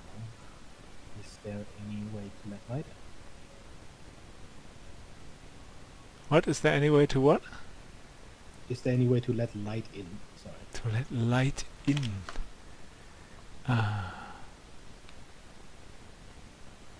What do I have here? Not really. Don't want to light a torch, really.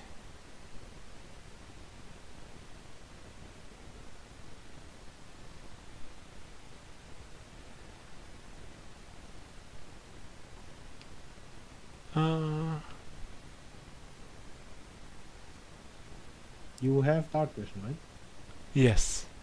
60 feet. You open one of these windows, appear inside. Yeah.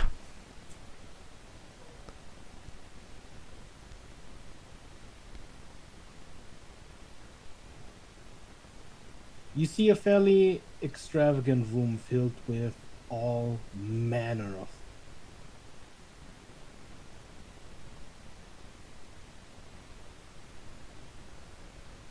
but nothing that seems to move. This is the top floor, right?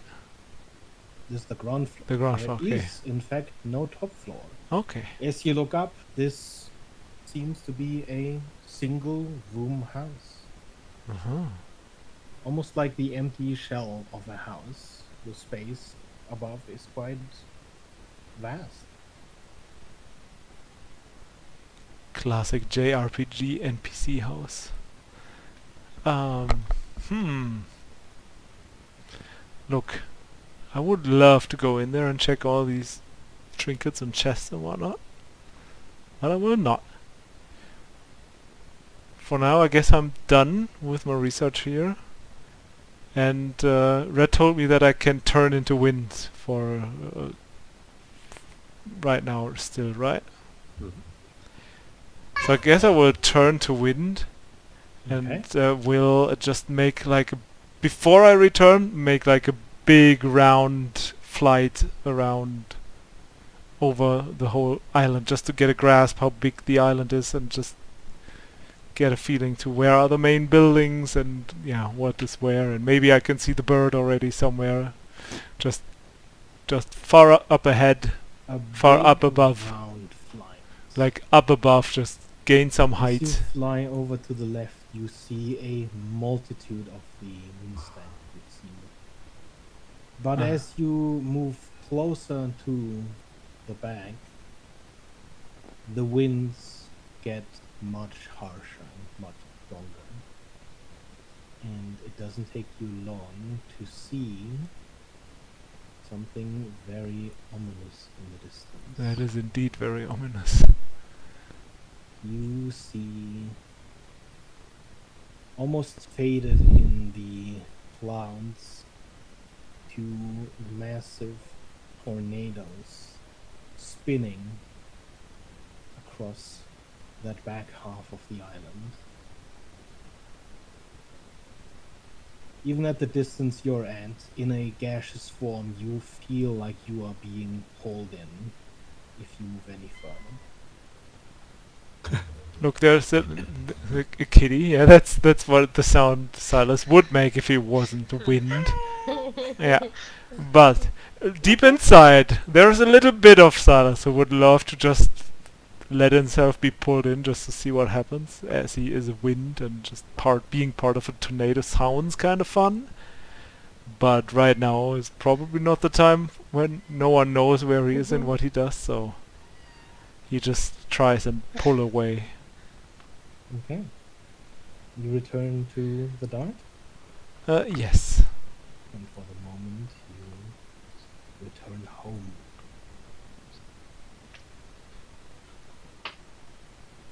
And as you return to the dark, I would say this is the perfect moment to take a 5 to 10 minute break. Alrighty. Meow.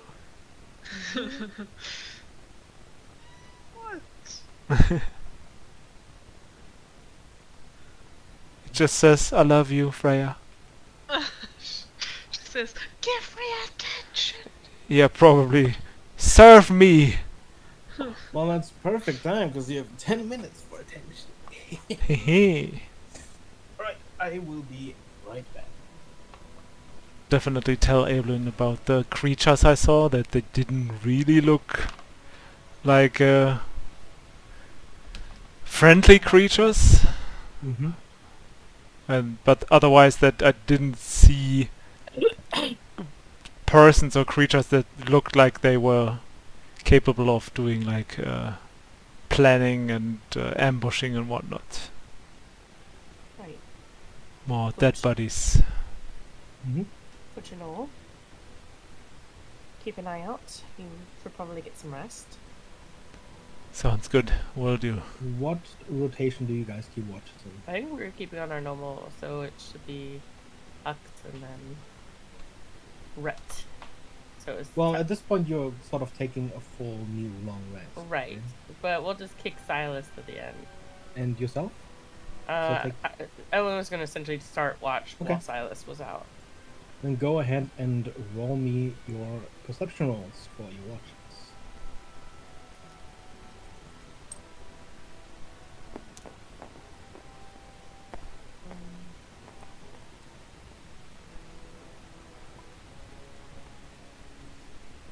It's a 16 for me. And, Just You have perception. 5 rolls, Normal yeah. perception roll is a dirty 20 for me then.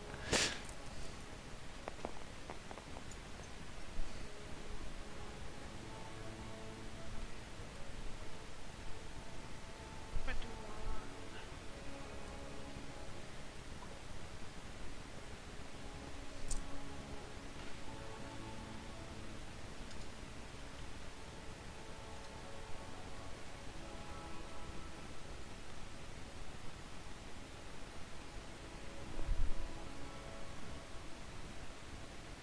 Okay. Red was 17.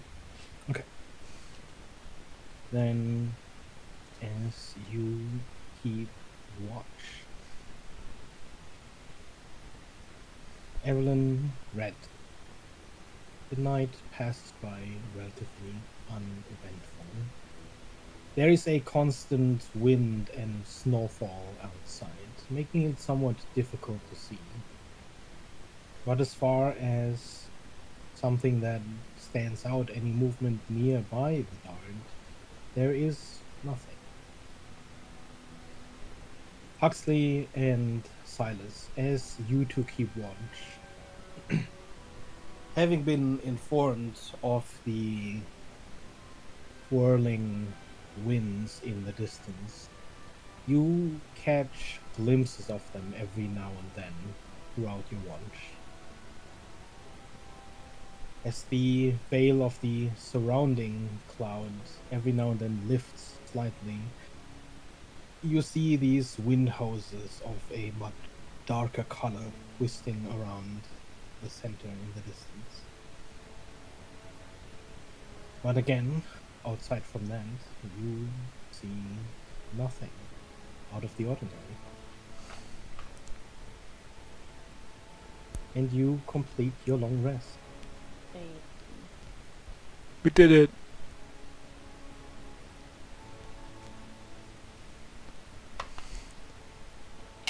Feels like an achievement to get a long rest at this point. mm-hmm.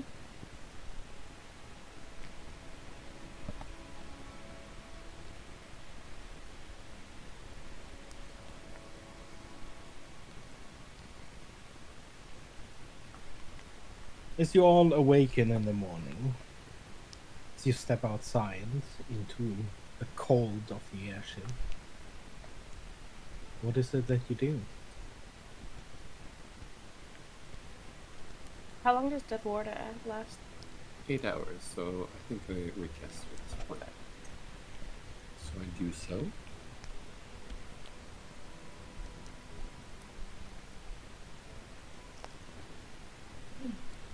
I suppose we have a quick meeting to discuss what Silas saw as a group. Yeah. I will tell them, yeah, I found the houses looked like people were trying to barricade themselves in there for whatever reason, and then died in there. And I saw these creatures roaming around this floating island that didn't look very nice. Guess we could check the house for closer inspection. I guess someone like you, Evelyn, could make like... You know more about like body and not anatomy and whatnot. Like, maybe you can find out what happened. If that even is necessary for us to find out. It'd probably be worth trying to get any charts of the area. Got They some have any of answers those. as to what happens. Well, also there were like these tornadoes floating around back in the back of the island that felt dangerous. At least when I was a little bit of wind. I guess as wind it feels more dangerous to get close to tornado, but Mm. And you said there were some nasty looking creatures. yeah, humanoid, but I don't know. They just just the vibe wasn't friendly, you know. I didn't really see them be aggressive, but at Why least don't we be clean those careful. up first? Vidar, do you think you could like get us in close enough to drop Vent off?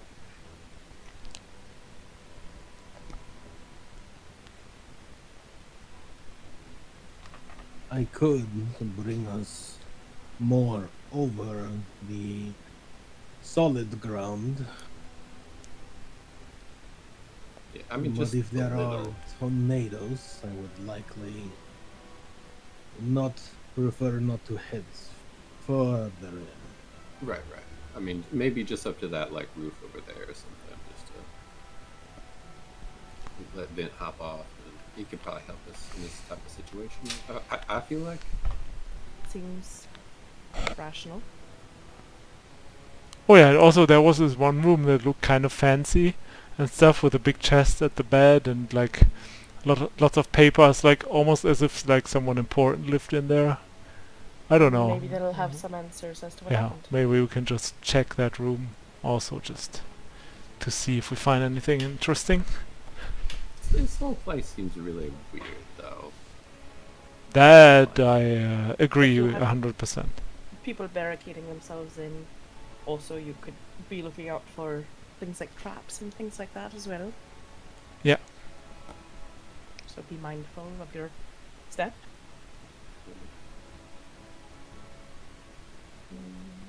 I think I think that's a good point, Evelyn. Huxley, if you're okay with it, I'm gonna say no dragon today, and I'm gonna try to enhance Evelyn's abilities a little bit more. That's right. Oh. I mean, if it really comes to it, you have your backup plan. See, this is why you need to turn into one permanently. And you can't take it away like that.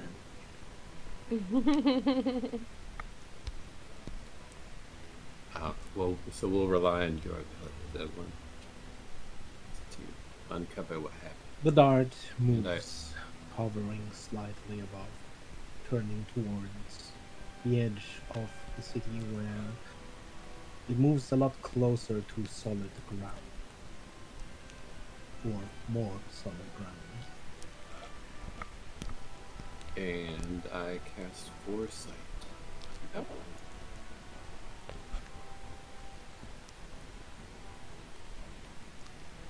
So just have advantage on basically.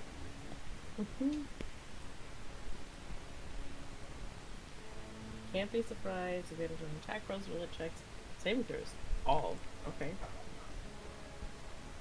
And a disadvantage on attack rolls against me. Amazing. That's great. That's amazing. I love it. Okay. You're the smartest you've ever been. I No see thanks. into the future. Yeah. Then I guess we'll take Vint and have Vint hop down and then lie down after him. Okay.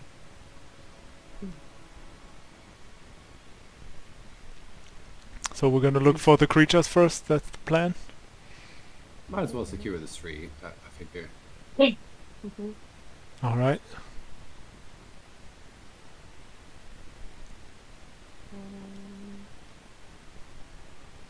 Evelyn will. I don't know if you need all of our tokens on the map. Yes? I guess so. Only really if you split off or get into combat, I suppose. If you move as a group, we can have you be just by Vint for the time being. I guess once we get down with Vint, we would take a look around to see if we see any of these said creatures. Okay. If you'd move a little bit Okay. forward, do you try to be stealthy at all? Can I request Vin to take the cannon? Pin? Yeah. Sure thing. How many shots do we have left on this cannon? I think it recharges when it's on the ship, so 10? Okay. 10.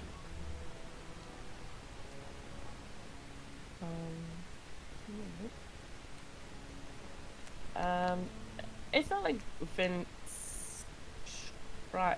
Vince technically stealthing, but it's not necessarily with the expecting high hopes of Vince stealthing. If that makes sense. Like, I'm trying to be quiet, not necessarily loud. Go ahead and roll me a stealth. For everybody, or For everybody. A group. Vince of 13.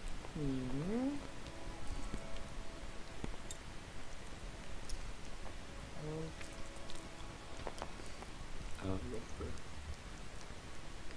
Silas, it was a 12 plus 12 plus 11. 23. and I was a 17 for Evan. 21. Oh wait, it's 5. 19, sorry. Right. Okay. As you begin to move forwards, you do spot the creatures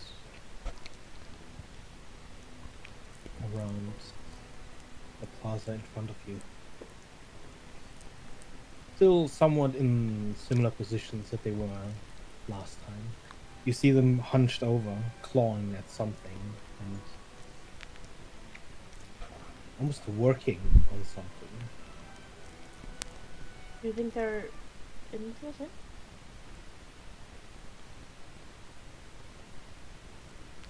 Are they communicating? Do they talk? Can we get a gauge of intelligence? You don't really see them do anything but claw at the ground. And they're like sort of icy. You do see that they have frost covering their back.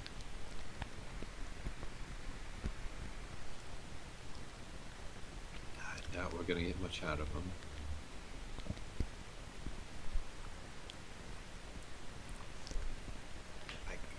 I try to talk to them if you want me to.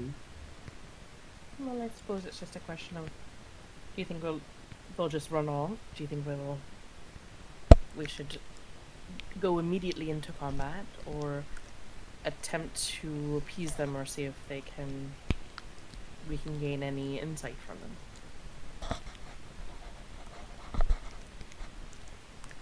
My hunch is it's gonna be combat very quickly. Most likely. But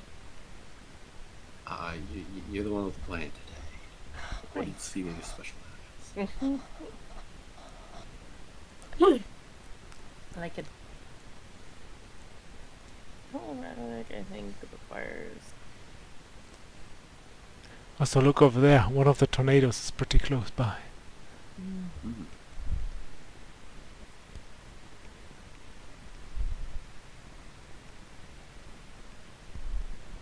I suppose if we move forward a smidge, we'll get our answer, but perhaps be prepared to attack. Yeah, I mean, you guys can set up an ambush, and I can just like call out to them and then draw them in, and if they come in, you just shoot them, hit them, whatever. Fair enough. Yeah. Okay.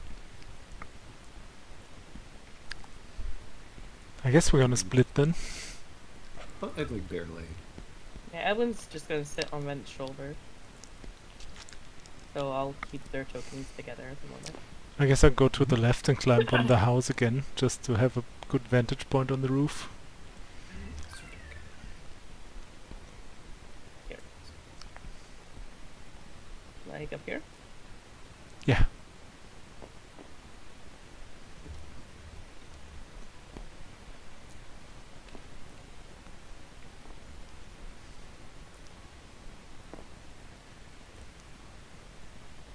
So I'll like wait till it seems like people have their shots ready to start slowly approaching. Okay. You still stealth? Not once. Like, does it look like people are ready to shoot these things? I mean, I am wasn't gonna bother stealth with on my the token because house. I'm just gonna be on vent at the moment. So. I'm hiding on the roof of the house. Mostly Red who's moving forward. So, I you know. I'll move. I'll try to stand right behind Rich. Okay. Then as you get close, there's this moment where your footsteps go loud enough that you see the two closest ones raise their hand. We're just kind of Immediately they swivel their heads around, and as they catch sight of you, you see them begin to dart away. interesting.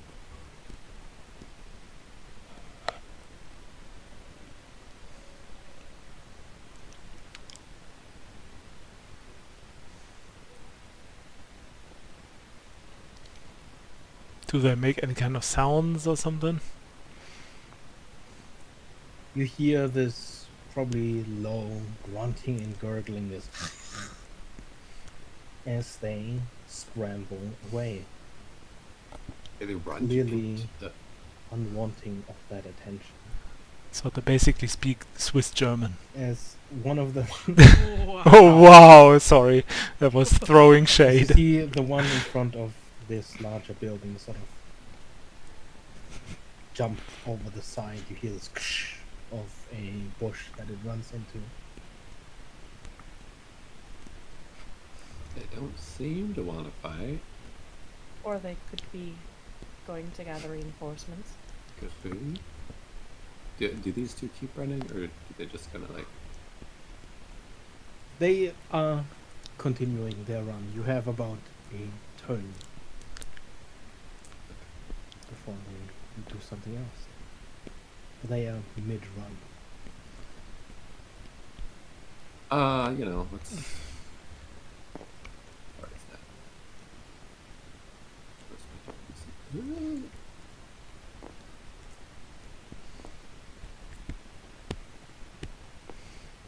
Okay.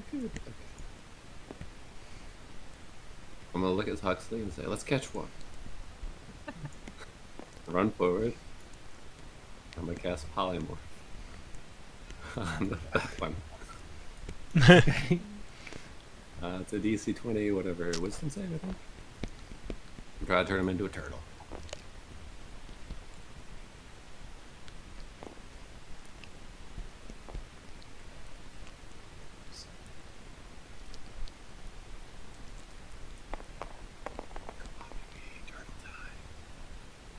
Turtle time. Turns into a turtle. Hell yeah. Mm-hmm. Huxley is the turtle. Is there anything else anyone does?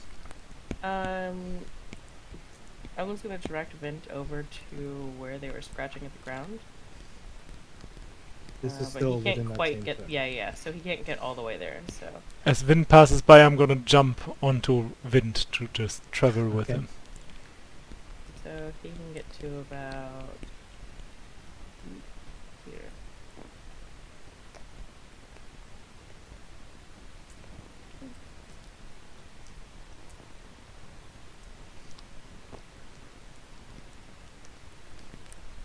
Okay. You see the others continue running.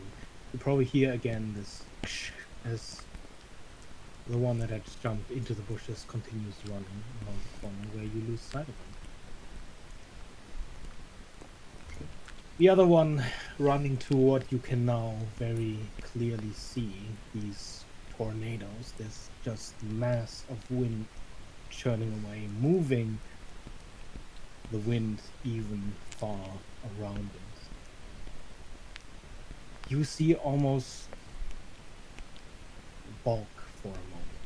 There's this moment where this hose twisting and turning reaches out and a blast of wind catapults this thing into the sky, where you lose outside of it.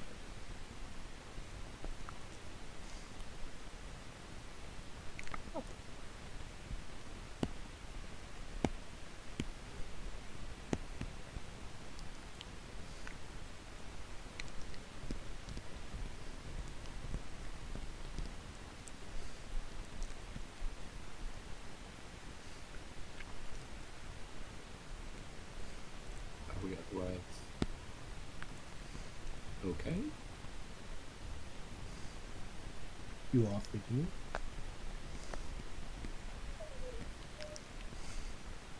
I will allow Huxley to do the honors of capturing a turtle. Go ahead. Pick up the turtle. The turtle is retracted into its shell. You see frost already covering the outside of it. It's probably not gonna last very long, this cold. Might wanna pop it in the floating cage. If we want to capture it, I don't know if like Vidar would want to sample on one of these. Is what I was thinking. You Run back to the ship real quick. grab hold of the turtle. As you move this close to it as well, you can feel the massive wind close by, basically in front of you, churning away. I will start running back to Vint. Ooh. Holding the turtle. Okay. Do you try to warm the turtle? Sure. Yeah, just checking. I will like breathe warm air into its face.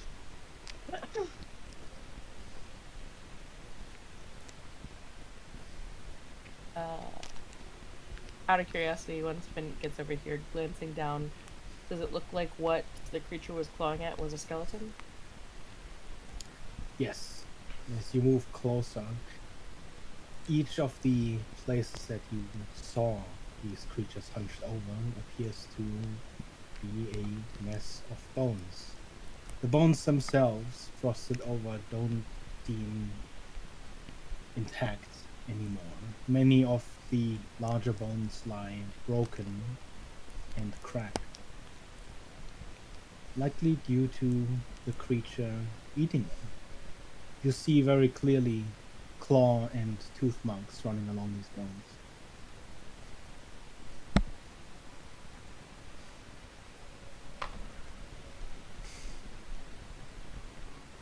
They certainly seem feral and cannibalistic but I suppose not necessarily cannibalistic, meat eaters of some sort.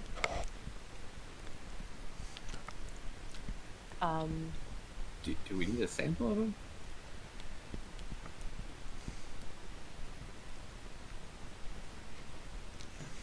Well, Could put them in the if freezer on the ship. probably wouldn't be a horrible idea to put them in the freezer. We can deal with them later on and see if we can get any answers on down the line. All right, let's run it back to the ship. Huxley. Stick them in the freezer. Potentially warn Vidar. Oh yeah, right. Guess run back to the ship. Okay. As Huxley runs back to the ship, I'll go you too. guys just okay. Does anyone? We want can go back to. I can show you the house where I saw the Yeah, room and moving back this way, but not Okay. staying Then, here. as a group, you move Mhm. back.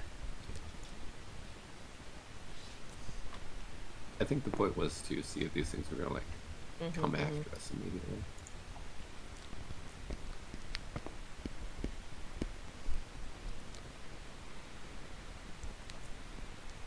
And what do you do with the turtle? Putting it in the freezer. Yes. things you do with the turtle. You just put them in the freezer. I think there's some bodies in there that I could eat. You put it in the body freezer. Yeah, to keep it happy. Okay. It eats bones. Appleton bones. It You likes the press cold. turtle in, and I'm assuming you close the door. Yeah, lock it like The Does it have a vault lock? door closed, and yeah, that's that for now. And I'll release concentration and see what I hear. To, see if it immediately somehow like teleports to the wall. Actually, Do you press your ear against the door, or do you simply listen from the outside? I'll just listen to the outside a little bit. Okay, go ahead and roll me a perception roll. Like I don't know these things' abilities. Some things go through walls. 20. Wow. Really faintly, almost not audible to your ears. You hear a faint scratch.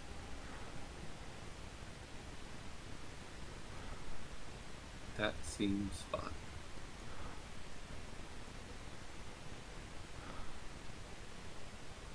There's 3 human bodies in there. He can eat on that. Yeah, it seems fine. Aren't they all Warforged? Well, there's tokens that say there's 3 human. Oh yeah. Some of Forgot them how say many Warforged. bodies you have in Uh-huh. Christ. And also, but there's a ice cannibal in the freezer eating the bodies. We're gonna study it later. Did it appear alive? Yes. I don't think it can scratch through any of the doors. The vault's locked. It likes bones. There's bones in there.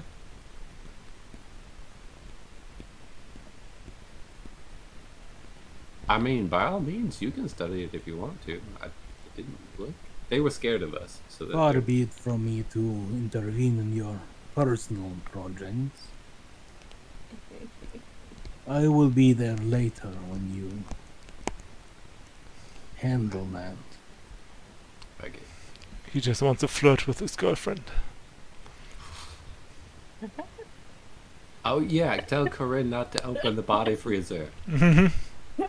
I Just do in not general. think she was planning on doing so. Yeah.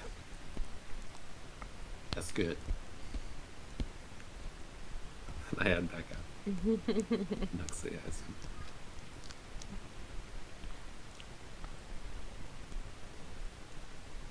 Yeah, where do you think we're gonna put the thing in the freezer where we keep our food?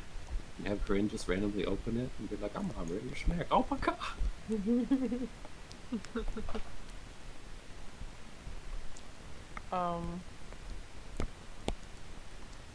So at this house here, I'm going to hop down for a minute. This was the house that you were looking at, Silas? Yeah, this big one here. It's actually two halves of a house.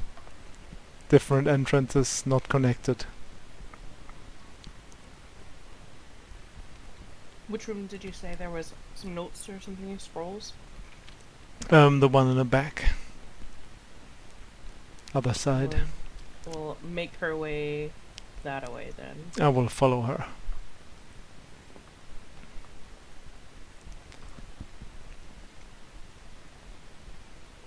And the bodies were, and the barricades were in the other house, so we can check that one too later, I guess. Is there an obvious door somewhere around here? As you round the outside, you do find a door. Door there. Then Ewan will check the door to see if it's locked and check for traps.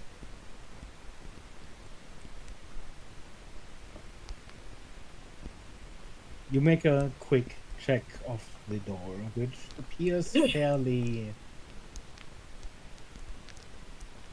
rickety, considering the environment you are currently in.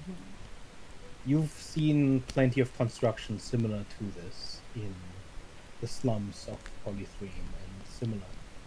While the houses are fairly solid in their construction, it almost appears like they were intended for a warmer environment. And as you open the door, there appear no traps. Appear to be no traps. No nothing. And Emma will cautiously make her way in. And do a quick glance to make sure there's nothing like any using detect magic, and to see if there's anything that flares as like a magical trap anywhere. She kind of assumes that at this point in time most mechanical traps might be somewhat broken, but Mhm. trying to see if there's any concern for You magical quickly traps. canvas the room, and the only magical blow you get is from the chest. Okay. There is a abundance of scrolls and notes across these tables, And she will but none of them cautiously make register her as way magical. around to start scanning over the notes to see if she can read them or not. Immediately you notice that they are not written in a language you know. I will follow her inside, by the way. Trying to protect her.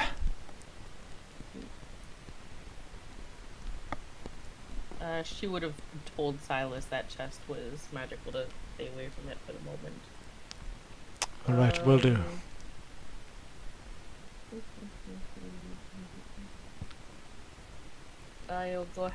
She'll go ahead and cast Comprehend Languages on herself.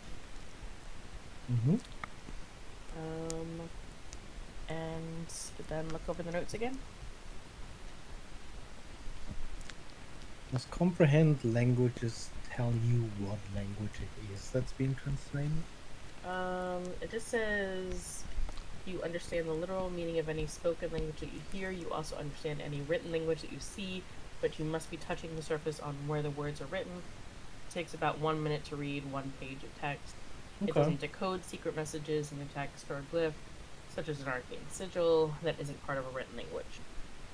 So she'll kind of place her hand on some of the notes and see if she can make sense of it. Go ahead and roll me an investigation roll.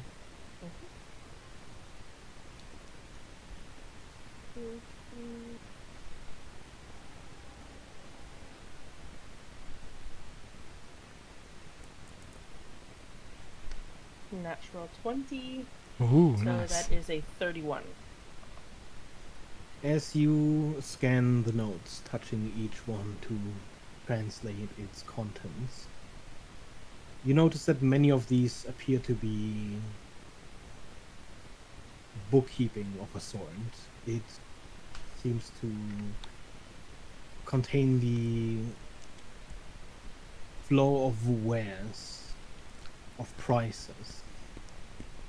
There are also a number of maps that you see, but none of them seem familiar. There's a strange sense across all of these maps that they all appear somewhat featureless.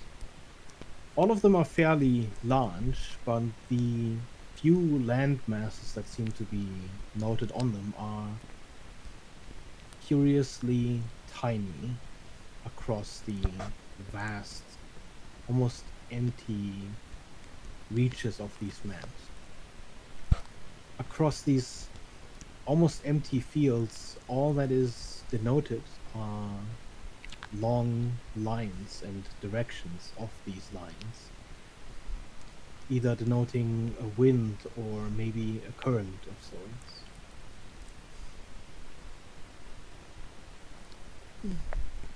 I have a question for you, and I don't know how.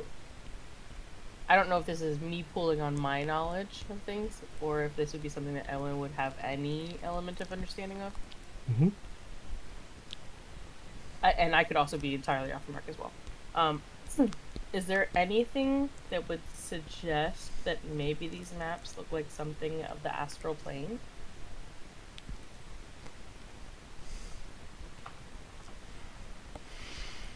Where it's more about, like, like I know astral plane is more about like movement based on will and thought, and so things like distances and actual points of references. Go ahead and roll me an intelligence roll. You can make it a history check. Okay. Everything at advantage. Oh, right, I forgot it. Okay. That's a dirty 20. It doesn't strike you like maps of the Astral Sea. Mostly due to the movement in the Astral Sea and its sort of reliance almost on celestial bodies, maps of the astral plane are largely these three-dimensional models of lines between points of interest. Okay. These spheres, almost like a planetary model would look like, except with, routes between them. Whereas this does look like a flat map, like you'd use to circumnavigate the material plane. And the small pieces of landmass that do appear to be engraved in them do appear like landmasses that you'd have on a material plane map. They just seem extraordinarily small in between the vast space. Is there anything on the shapes of the land masses that seems like any land masses that Evelyn would be familiar with? None that would seem familiar.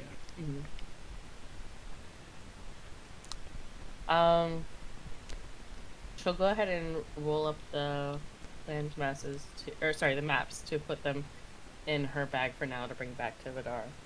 Mm-hmm. Is this about when Brad yeah, probably. would catch up with him? Would assume. Mm-hmm.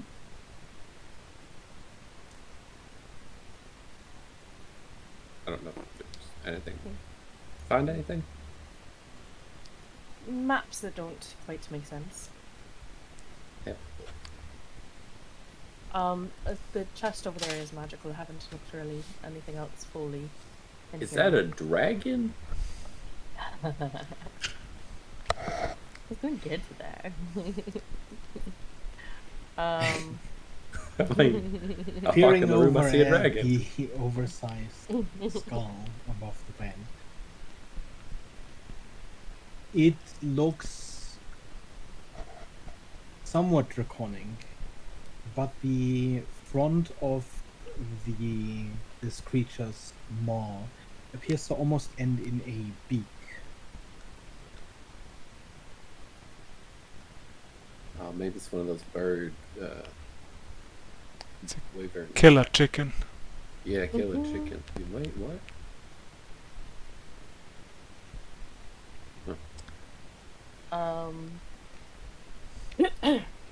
Looking around at the rest of the room, or at least in these areas here, being these crystals or something on the desk.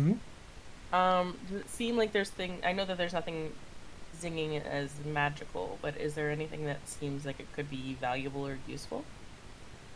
In general, around the room, there are quite a few things that would appear magical. There are plenty of objects that seem either clad in gold or seem to be made of gold, and there are valuable gems among these crystals. Then Emlyn would at least point out the gold and the gems to Rhett. Might as well grab these. Nobody else is using them. Sure. Guess that's what a bag of holding is for. I guess she'll inspect the chest and look it over for any traps. It appears locked with a heavy padlock, but go ahead and roll me investigation for traps. Let me know as I'm picking up all these gold and gems if for some reason something happens.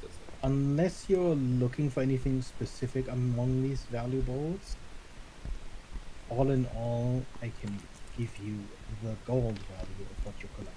Yeah. Okay. I was just like, so long as there's not another hand, Yeah. just the beacon, you know.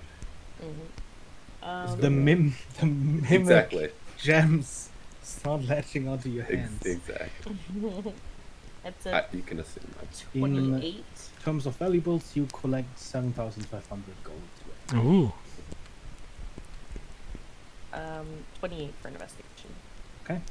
It doesn't take you very long, given that the chest, aside from the padlock holding the latch in place, does not appear to be trapped.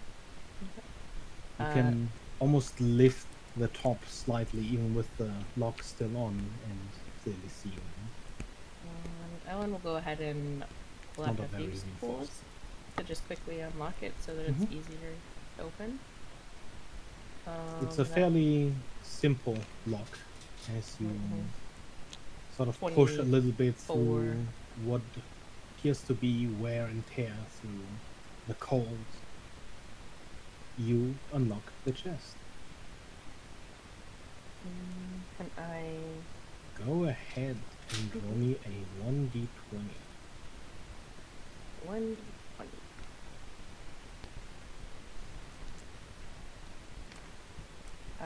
13.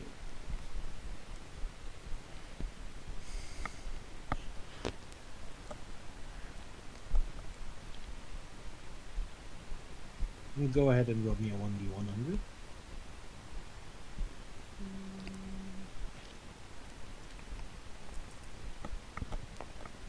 98. Ooh. Okay. Go ahead and roll me another 1d100.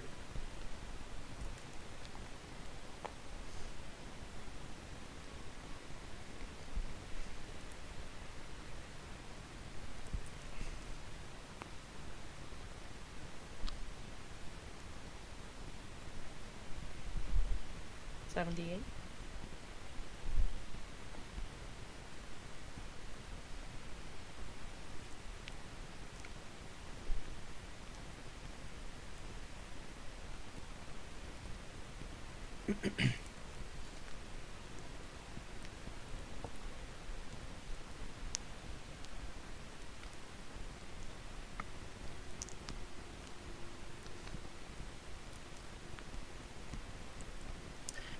Inside the chest, you find one object in multiple parts, registering magically. It is a set of armor.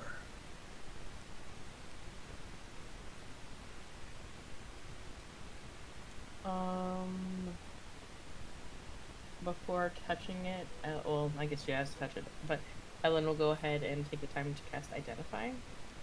Okay. It is an armor of invulnerability.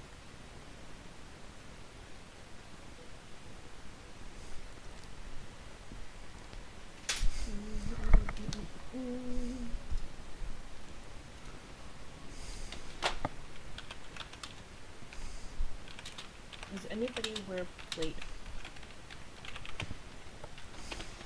No. Can anybody wear plate?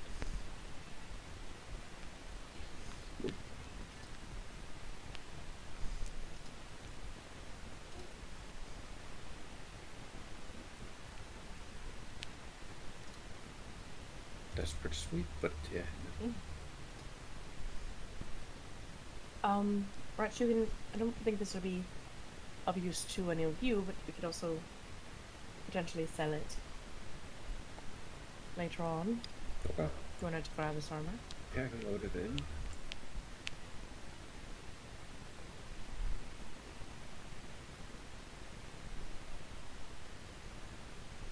Very cool. And shall they not wear plate armor? It's heavy armor, I think. It's about as heavy as a cat's plate.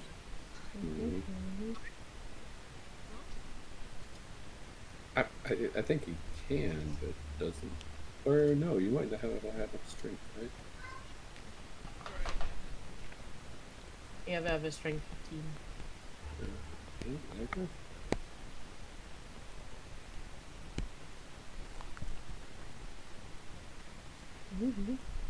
Lake gives 20. Right. Right. Yeah. Doesn't seem like there's any real answers as to what occurred. In here, at least. So we can continue looking around. You mentioned the other building had potentially some bodies. Yeah, and the other half. Let me show you. And he will lead them to the other house entrance.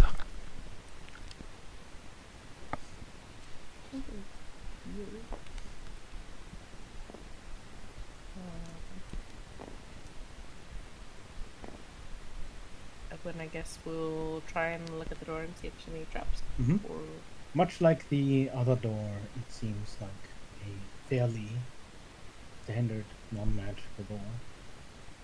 Looking over it, you fairly quickly ascertain that there probably aren't any traps. and everyone will go ahead and open the door. The door swings open with a slight creak, probably due to the cold. It is as cold inside as it is outside.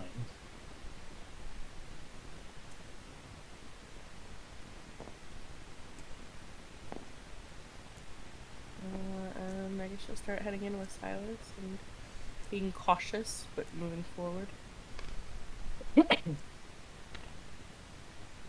Like Silas describes, in the middle of this room there is just a pile of things. On seeing it up close, it looks like someone piled up a number of furniture pieces, broken pieces of wood, to make a large fire. There are distinct scorch marks and ash around it, but it doesn't appear like this fire burned for very long. A lot of the pile of wood seems still largely intact.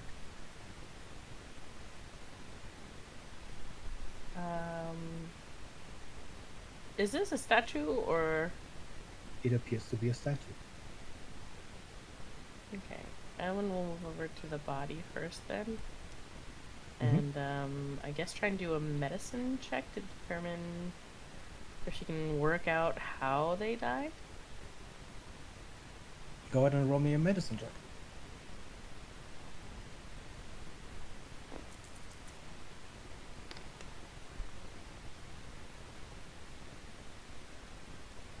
It's 27.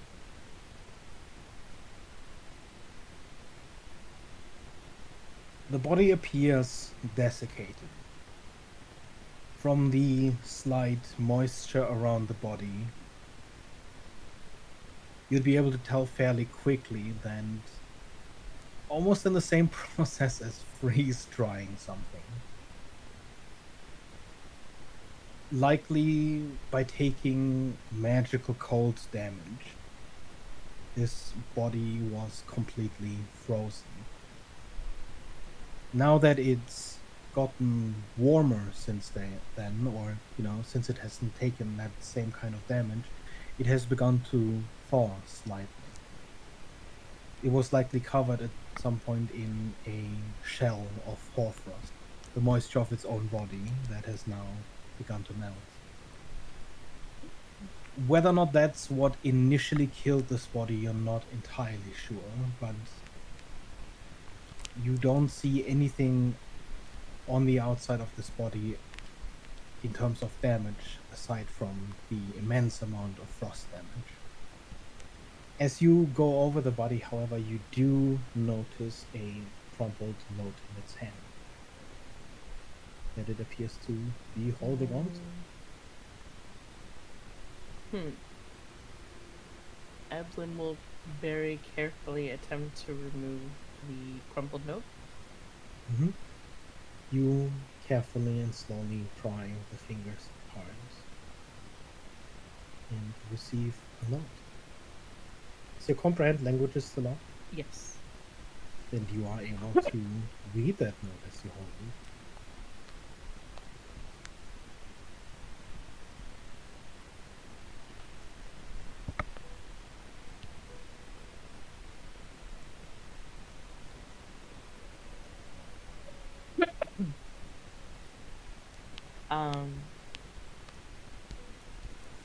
Well, the body itself seems to have been frozen to death by some magical means. It could have died and simply frozen over afterwards, but it definitely came across some magic of some sort that froze it. And it looks like there's a note. I think you likely found your air pirate. Oh, And Evelyn will go ahead and read the note.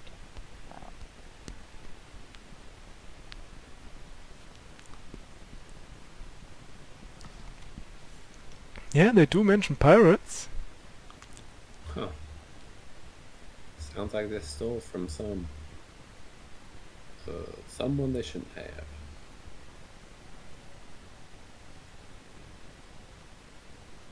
Maybe the planet cold. Is the planet cold today? Not really. It could be tied to an elemental plane of air, Yeah. which possibly, absolutely theorizing here, but possibly they spoke something or used some element of magic from the plane of air that allowed the island to float in the first place, and maybe in doing so pissed something off. Huh. It would explain. Do you Potentially. glance at the notes, Red? Yeah. What languages do you speak? I speak Mhm. Abyssal, Elvish, and Common. Okay. And Gnomish. Sorry. You do not. You cannot read what that note says. Maybe it's like with Reginald and the freezers in the cellar that for some reason freeze themselves the whole time. Maybe it's something similar. I have still no idea how those work. Yeah, I don't know. I'm not Um, sure where the origins of whoever they are though came from. Initially, I couldn't I read don't it. recognize language. Vidar might. It's possible. Alright, yeah. Anything else in here? Is this a gun? Is there any if it detect yeah, actually comprehend language. No, it's not concentration. I will also take a quick glance at the writing, just to pretend that I can actually contribute to this. What languages do you speak? Common and Tabaxi. Okay. Oh, Well, Leo. I that's guess not Leonin the- is the actual language, not Tabaxi, but Leonin. Yeah. So not abyssal, inferno. Was it abyssal and inferno that you spoke? I Right? do not speak Infernal. So not abyssal, not common, not elvish, not Gnomish. gnomish, Not Leonin. not leonin. Well, what kind of body is it? Can I make out what type of humanoid they are? Give me 1 second. You're researched in the medical arts. Measure the bones. I'm totally not pulling up a picture of the race to determine whether or not Mhm. it has enough features for you to be able to tell.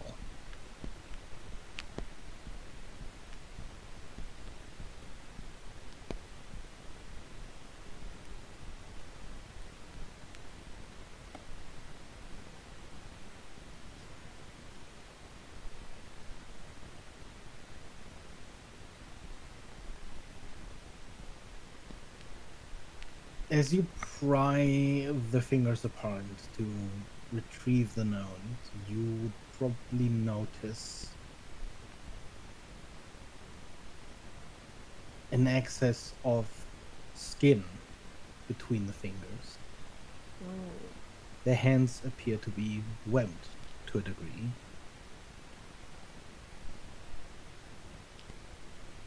The rest of the body, at least from the outside, appears too damaged to really make out any other features.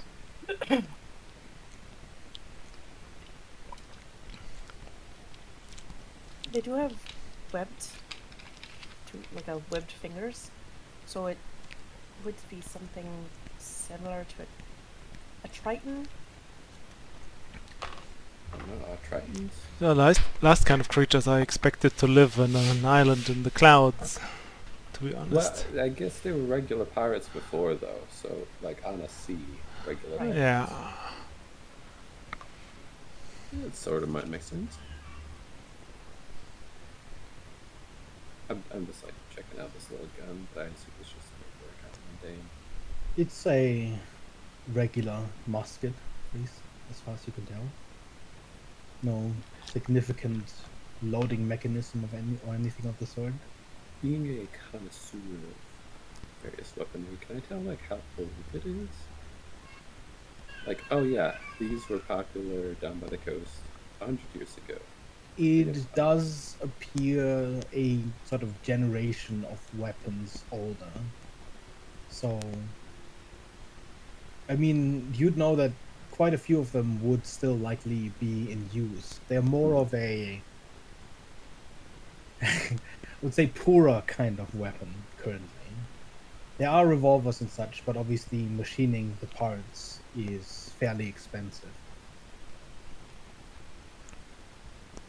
So a simple sort of flintlock mechanism like this clearly would still be partially in use, but it does appear like an older weapon, to say the least.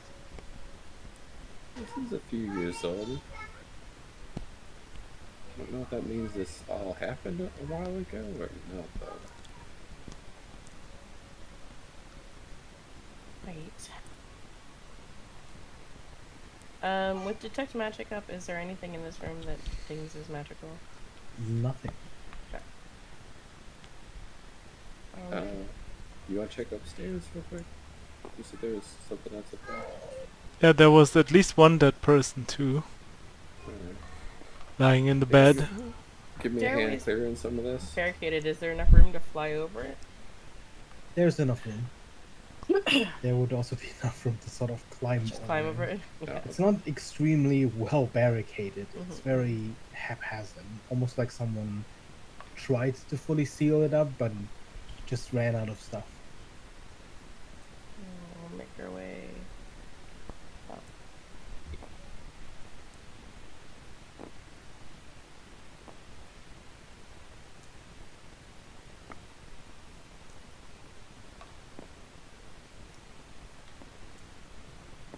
Which room did you see body in? Second door on the left should be the one. Should be like a bathroom then. Just gonna check this room too. The smaller black cabinet. Make sure we're not randomly surprised. Mm-hmm.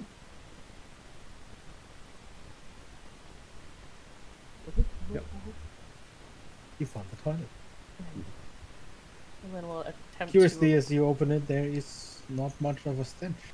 Even the toilet appears to be covered in a layer of frost. Even as you open the door, you very clearly see another body laid out on the bed. Is there anything with detect magic? Just before she Magic. steps further into the room. As you detect magic there, it doesn't appear to be anything in this room.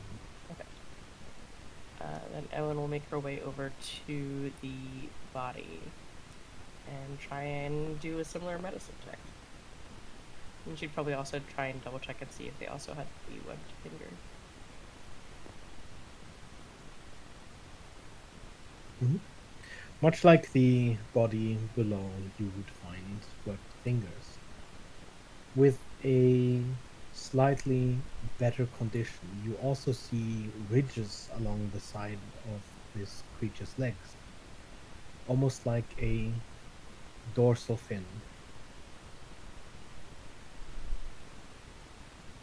Does that line up with the Triton to me? It would.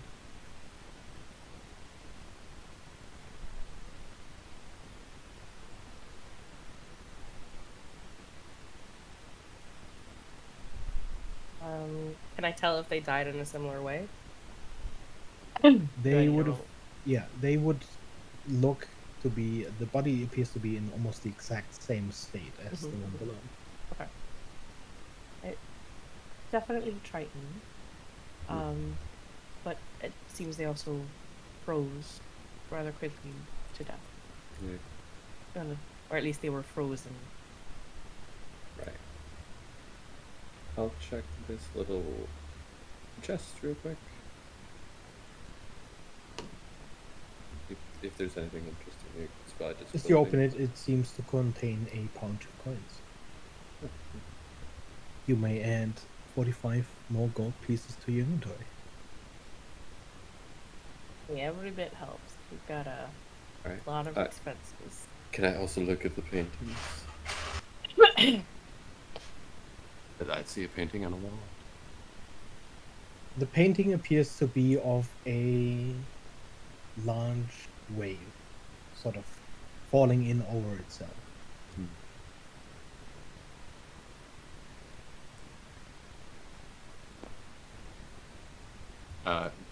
I mean, this is kind of weird, but like, is there a signature on the painting with a year? There is not. Oh, Yeah, no, it's good. Examining it a little closer, does not appear to be a sort of masterful painting. It seems relatively amateurish. well, you never know. Sometimes people just write. You know. Name and date. Right. You never know. Right, I think we can head out of here. Still gonna open this room as we go by. if Oh, it's right. okay. You take a quick look inside, and very clearly appears to be an empty room. Yeah, that's good. Alright. Well, where to now? We could check in with Hadar and see if he recognizes the language. Sure. Then Evelyn will return, fly up really quickly, just up to the dart. Assuming to see Vidar still at the... He waits again. She'll make her way over to Vidar and hold out the note that she found. It seems like the bodies that we're finding were of Tritons, and found this note. I can read it, but I didn't recognize the language. That's curious. It would line up with Triton heritage, however. It's a more primordial language. It's Aquan.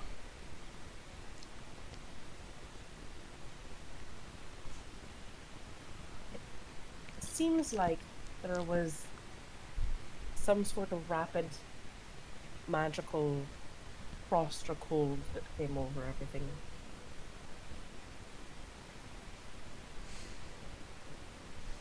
It does not appear like it is still present. It seems like the bodies that we found are thawing, so it could still be present, but it's lessened whatever it was. Curious.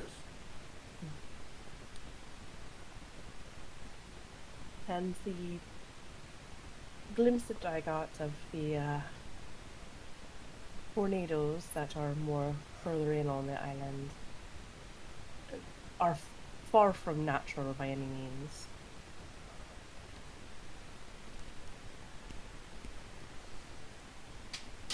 There's some element of something going on still. And there are no further signs of life.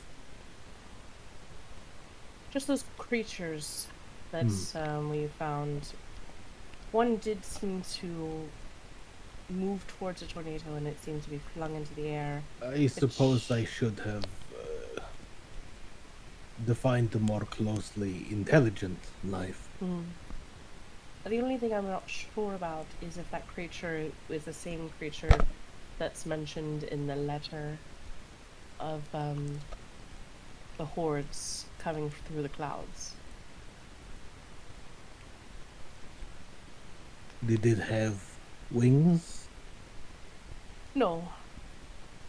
Well, it has not escaped from below. So unless it can hover somehow, magically, it would probably be somewhat difficult. Difficult, but not necessarily without outside of the realm of possibility. No. We'll continue to press forward a bit, but I wanted to see if you recognize the language or not. So, The gaseous bags outside, the ones that we flew past, they remind me a lot of airships back in the day. I suppose, theoretically, one could still fly with an airship relying on buoyancy. Once the magical sort of airship construction took over, nobody used those anymore, but they theoretically would still work.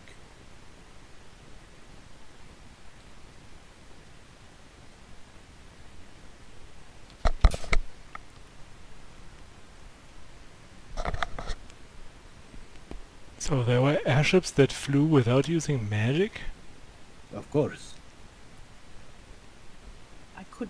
There seems to be something else that's needed, though, beyond what we've seen to have kept everything afloat. These sort of airships would be terribly slow, mostly relying on winds, much like a regular ship would, but they would also be a lot more fragile. If anything punctures the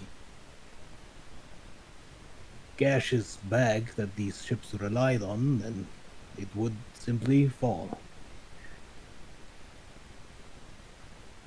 Yeah, that does sound dangerous. And it sounds a lot more dangerous than sinking.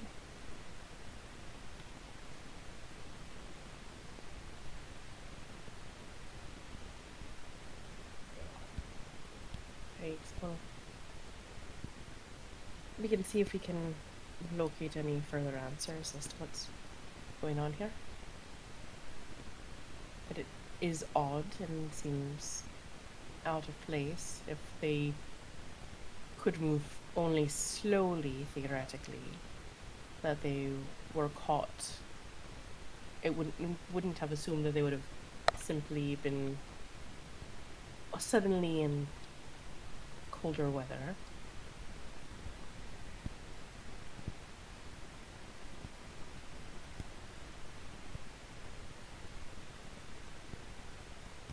Suppose we can only look for more information. Then we'll make our way back up. Oh yeah, I saw this botanical house kind of thing that looked like it was from the city when we were underground. Kind of reminded me of that. That's a good point. I have seen some trees around. If they're alive, maybe Huxley could ask them what happened. Is that how it works up Horrible there? idea. Huh? Can you ask a tree what happened? Sure.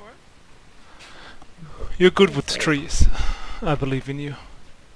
Let's go to the arboretum and find a tree.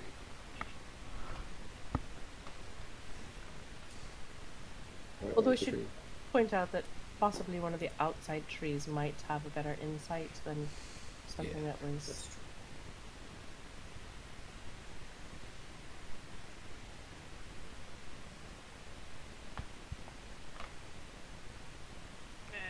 I mean, I can just walk around and ask a bunch of them.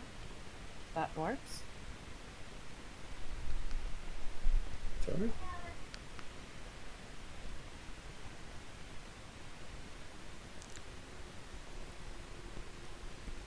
Well, Huxley does that.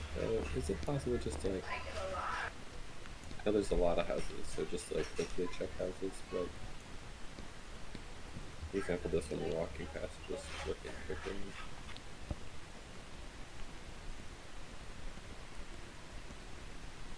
You check this house right there. Yeah, yeah, yeah. As you attempt to open the door of that house, you find it locked.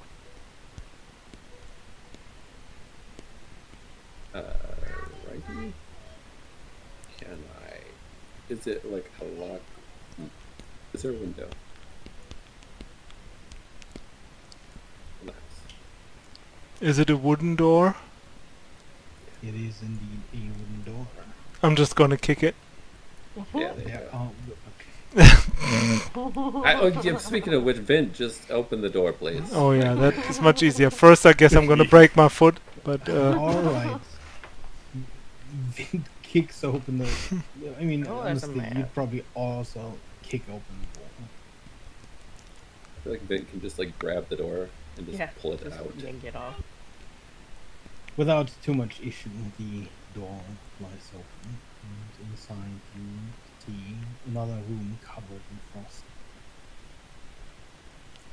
You see several books and scrolls, again in that language that you do not know.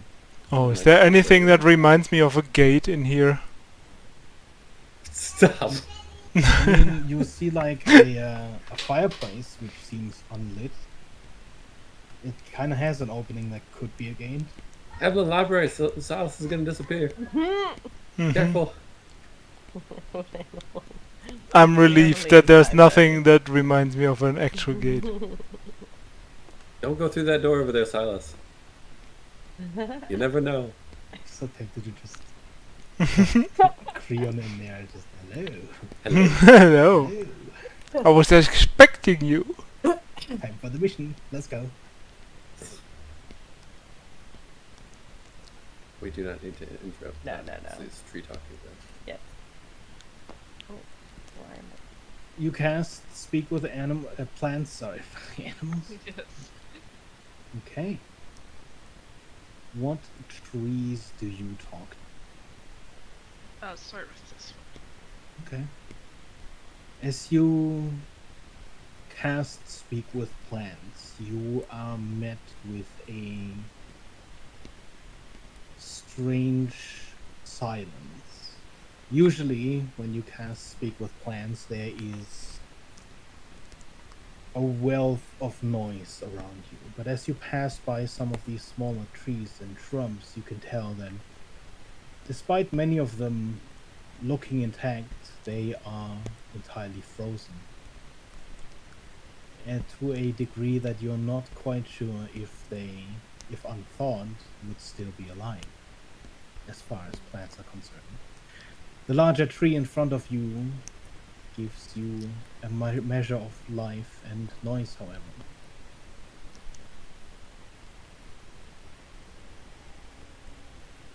Hello.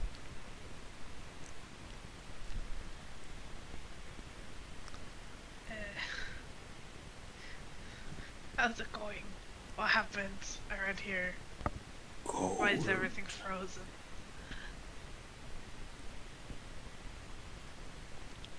The winds came.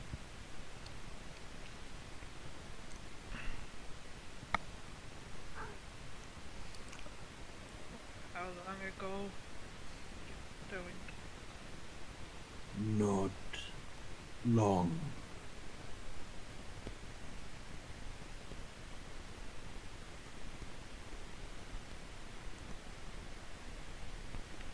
Like years. One Days. piece.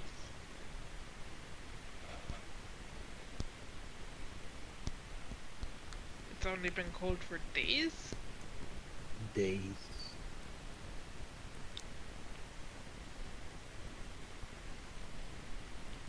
Huh. No water since. Great rumble. Fire in the sky.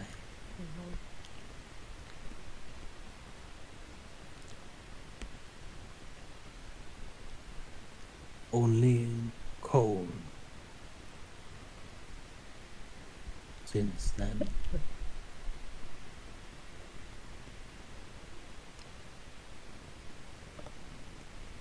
Guess I will relay the information.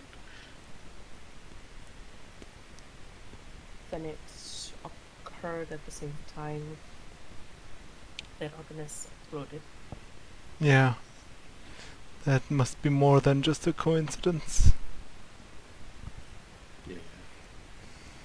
Damn, shame. This would have been so cool. Sky pirates and whatnot.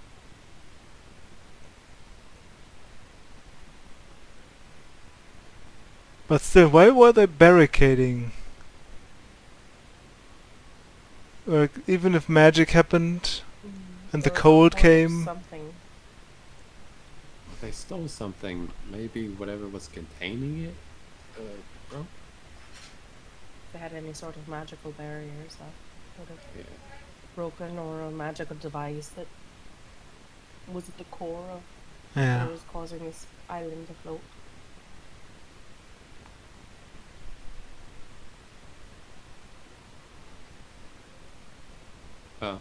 You want to check this library? Anything useful?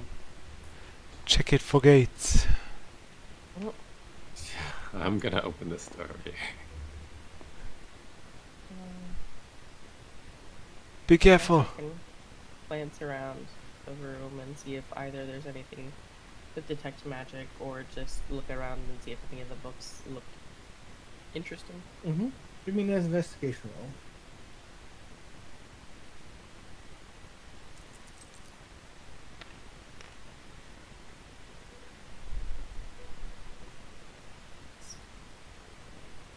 Um,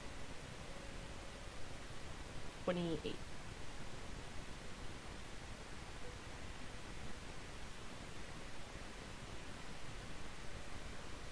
As you pass by the rows of books, sort of moving your hand across them as you translate the titles, you find that most of them seem to be mundane. You see some titles that would imply they are just novellas.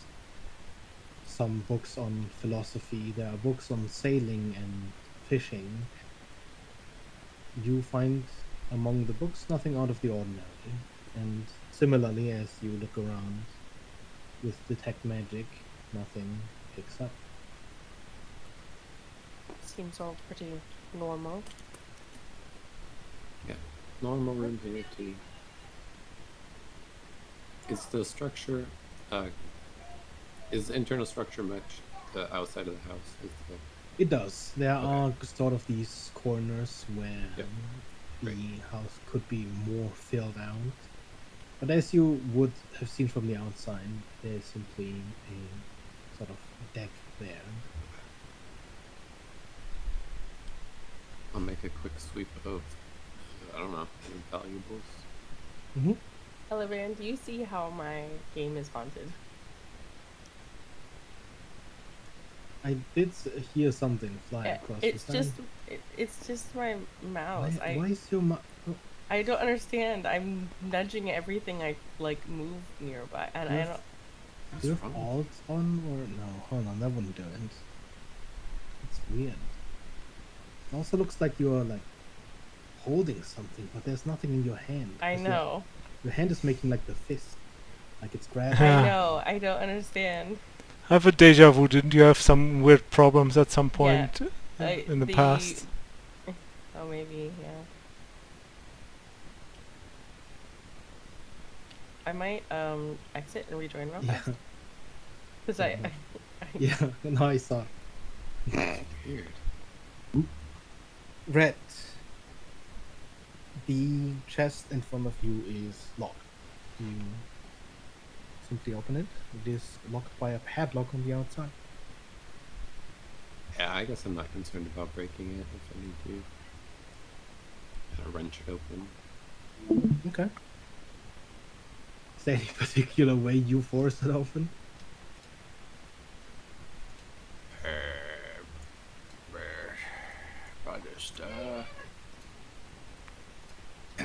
Hey, everybody, desk pop, and I shoot it.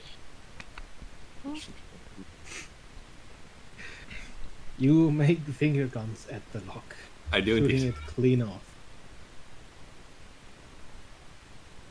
As you open it, go ahead and roll me a 1d20.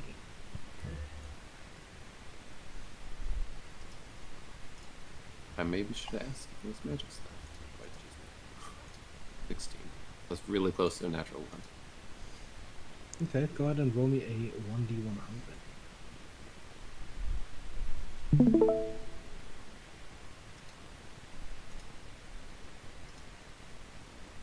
82. Nice. Good roll. Oh, this is a complicated one. Go ahead and roll me a 1d4. Roll on a d8.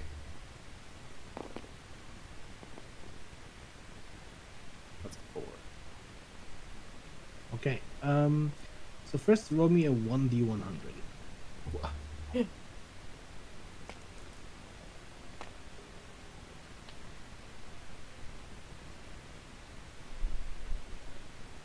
Did I just hear you scoff? It was over 100. 82? Mm-hmm. Is that the same number? I mean, it's not the same number immediately following, but No, the first roll was an 82 too, right? yeah. Mm-hmm.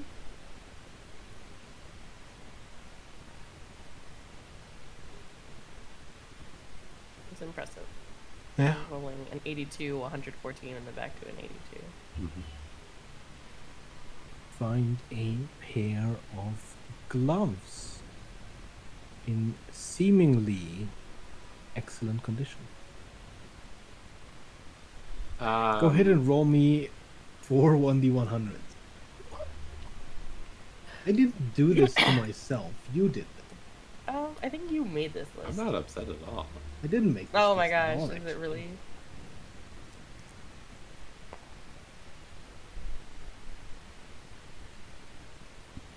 Huh. Okay. Such a low number. That's crazy. Alright.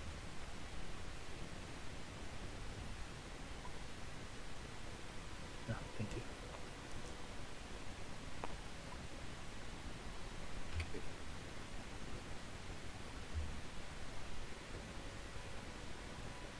Every time, like half of these are above 100. What's going on? 27? Higher with each roll. Maybe. If it was a 20, I would be so mad. Okay. Yeah. Just slowly getting further up. I'm working on it.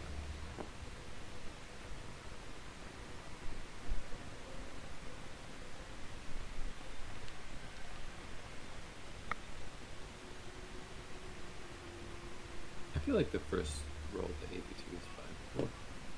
More than Oh wow, that's so fucking fitting. Jesus Christ. You find a longsword.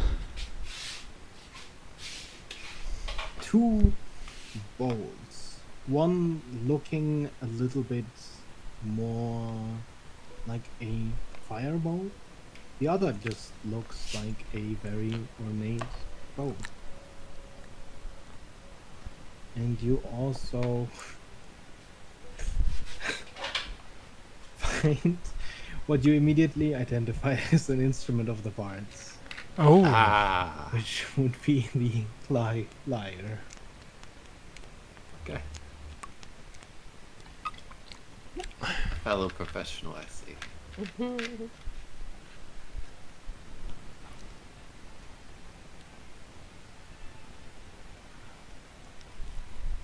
I got some goodies. I can finish checking the room. Actually, now that I've found this instrument, I'm more interested in checking the rest. Yeah. Like Evelyn, there's some stuff in the magic. I think, I mean, it's in excellent condition, so it's really. Evelyn will work on identifying things as I'll leave it like laid out. Yeah, yeah. Listen, music can be read in any language, so I'm gonna look for music. I'm expecting sea shanties. I'm not gonna lie. I'm like, where's the book of sea shanties? Give it to me now.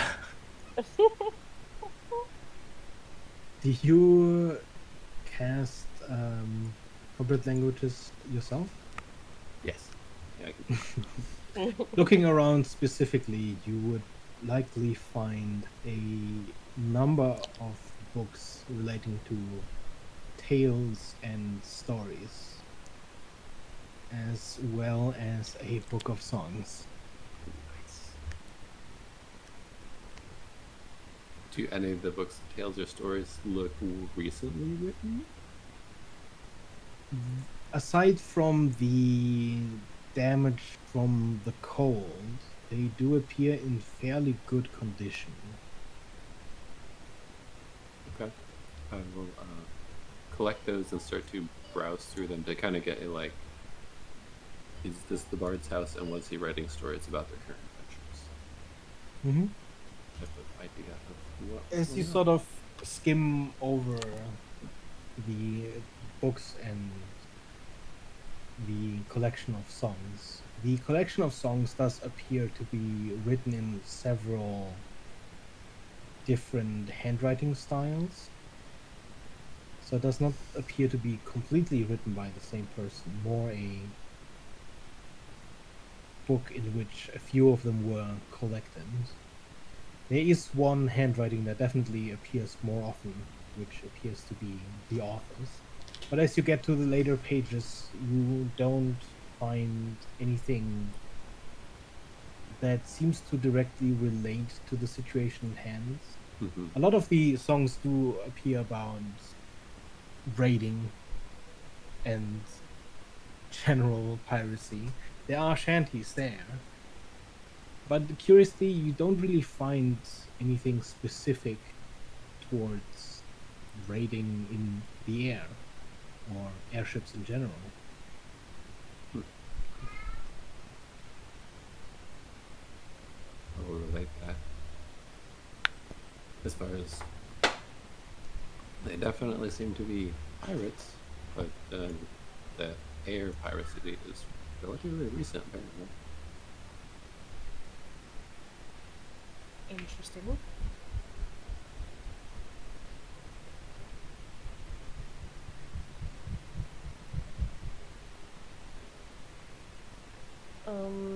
From identifying the objects that were found. Yes. The gloves are gloves of thievery. Mm-hmm. The two bowls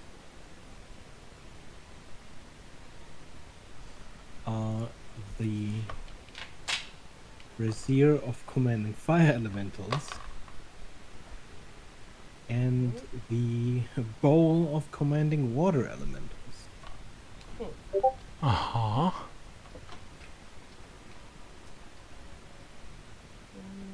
So there was a longsword too? The longsword is a relatively mundane magic line. It is a longsword plus 2. Plus 2, got it. I will relay all of that to Rick. Okay. Pack them up.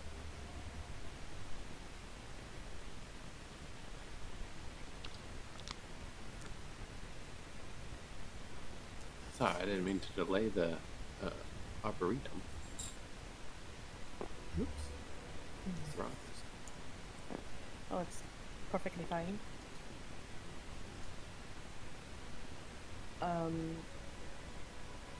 Did we want to head into the greenhouse? Or the, what did you call that? At the arboretum, greenhouse. Yeah, the arboretum. Herbology department. Guess makes sense to take at least a quick glance. Right. We'll go glance in there. Let's see if the door indeed opened. The door opens quite easily. It is not locked.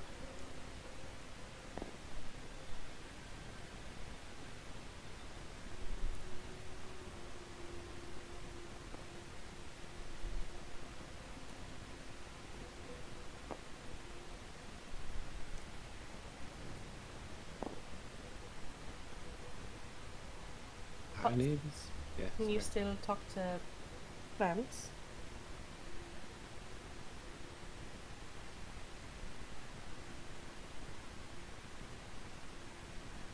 Huxley? Sorry. Can you still talk to plants? Yes. It's up for an hour. Immediately as you step inside, there is a strange sight before you. Frozen over entirely to the point where its whole body almost seems translucent is this weird form of a almost mix of a fish and a horse to your left.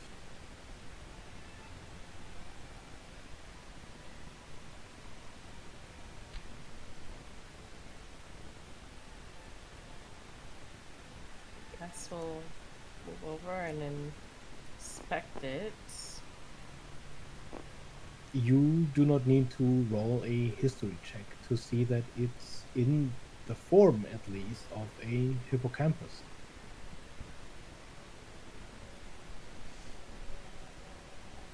Interesting. And as you take a closer look, something you also don't need to roll medicine for, is that its skin almost seems partially turned to ice. Even though you still see the pattern of scales and the fading form of what would have been likely its organs underneath, the entire body of the creature appears translucent, partially like ice.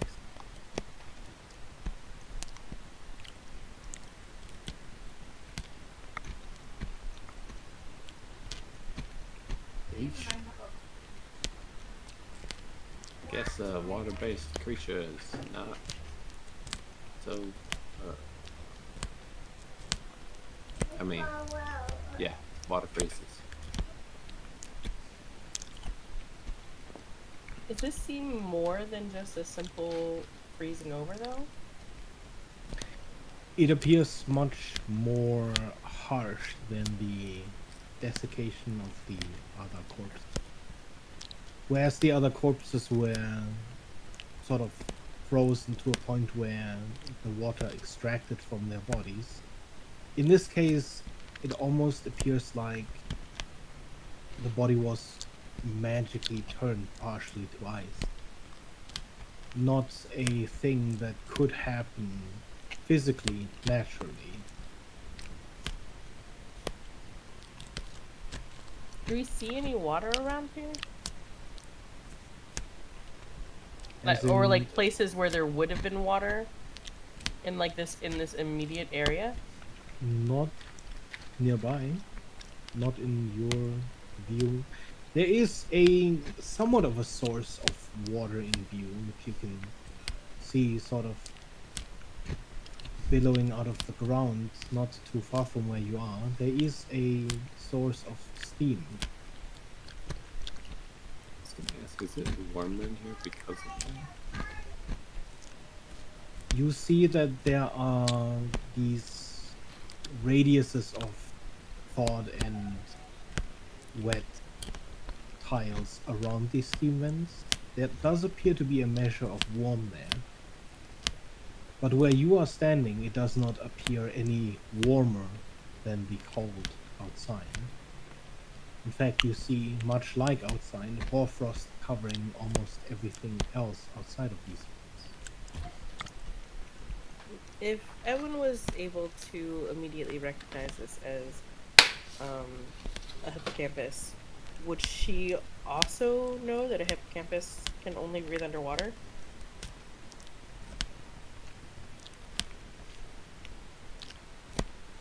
As far as my understanding of him? I would say so. You'd recognize it immediately as this sort of, very unique mythical creature then, or magical creature in this Mhm. case. So, I'm not wrong that it being in this building is It out of would be place. very strange, yes. Okay.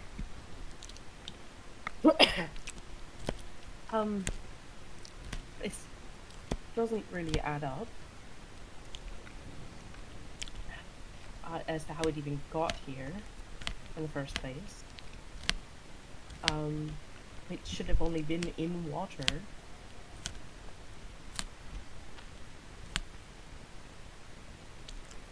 And this doesn't seem to be the exact same effect as what we've come across previously. This is more like something turning it into ice than... I mean, it's the organs as well that are turning into ice, not simply being frozen. Oh. It's similar to like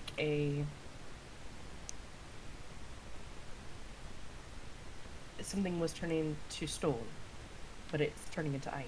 Like it's losing properties.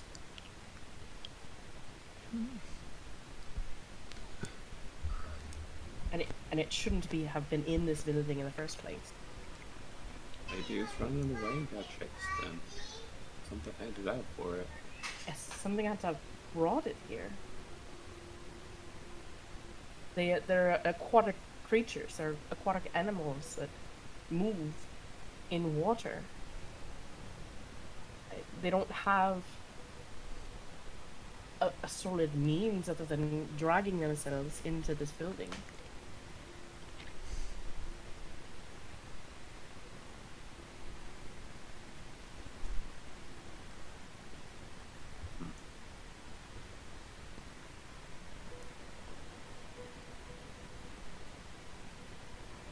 Is its position where it's at?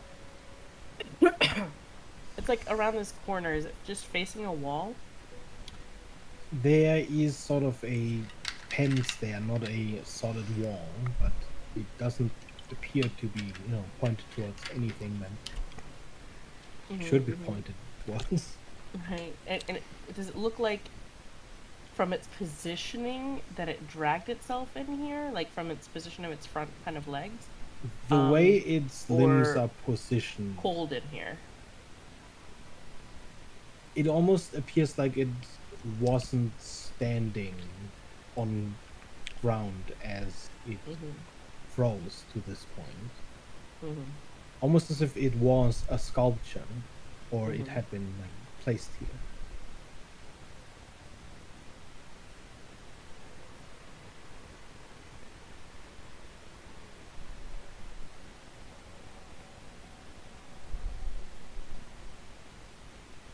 You want to check the rest of the building for other hints?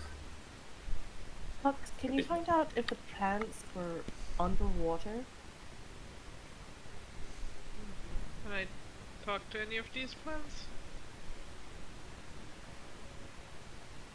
We might need to move up to where it's warmer. Up here. You want to come up here with me? The plants around you, similarly to outside, seem strangely quiet. But as you get close to them, you get a sense of life from them. Similar to how you would feel the presence of a creature that was hibernating. Here, up here near the steam, maybe? You continue up the walkway and towards One of the plants closer to the steam, where you do hear this soft whispering of plants. Hello.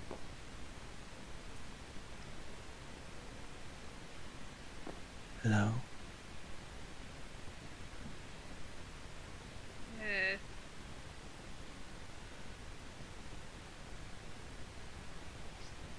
Uh, were you underwater recently? No.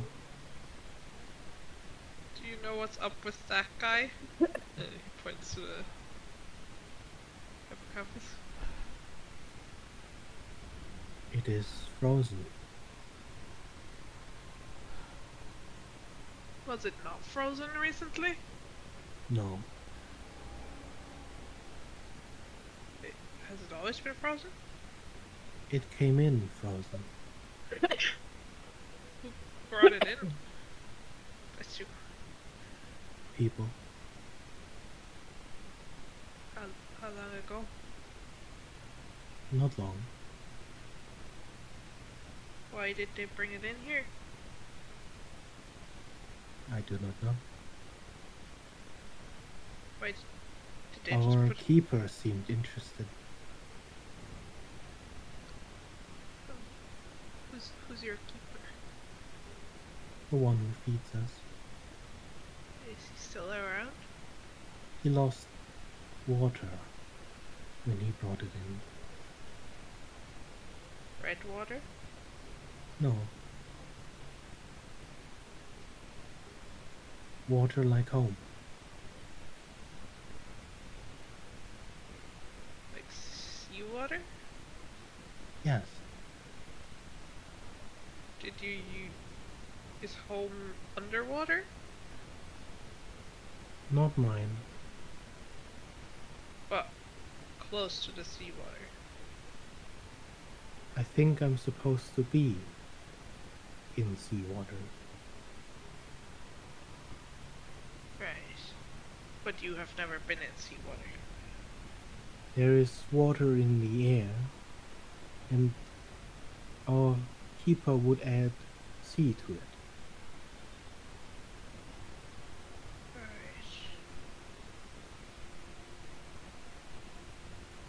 We'll relay the information. Here.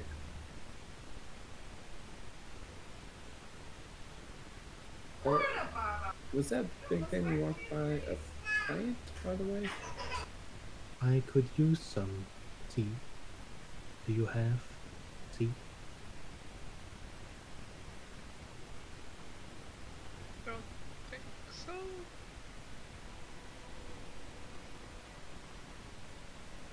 Shame.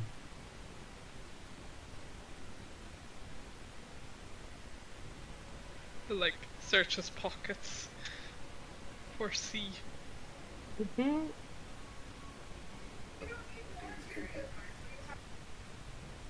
Sea? Beggar, did this thing ping as like on detect magic at all?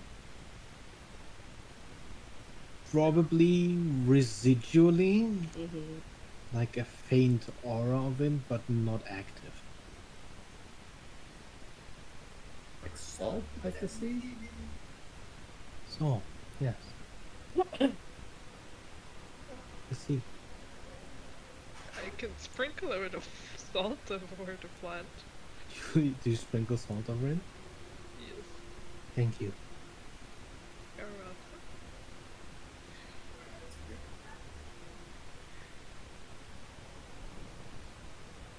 welcome. So this must be where they grow the crops, I guess. Can you, as you're up there, roll me a quick perception roll? Both of us? Sorry, what? Both of us? You walked up to about here. So I did, yeah. So, yes. for me, it's a 15.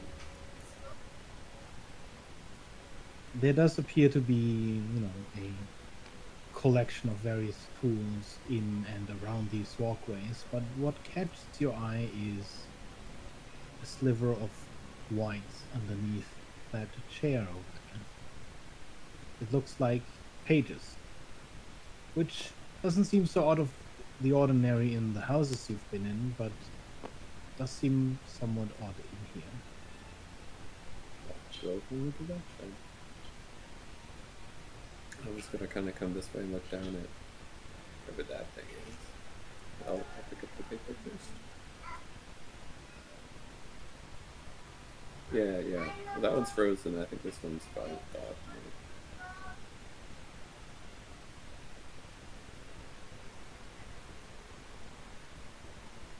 You receive 2 pages.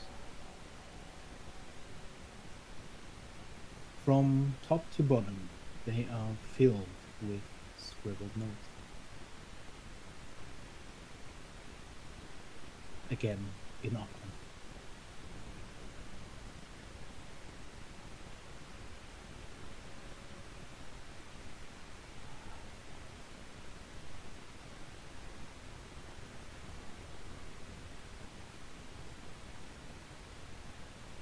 Hey, these notes talk about an altar chamber.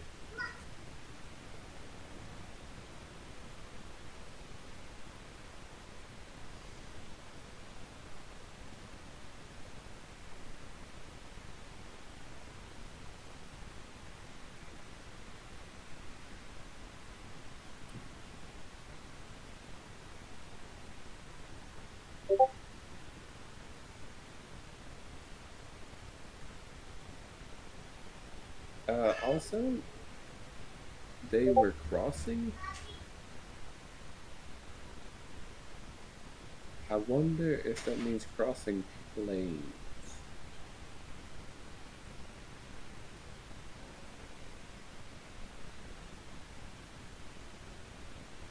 These notes are very recent.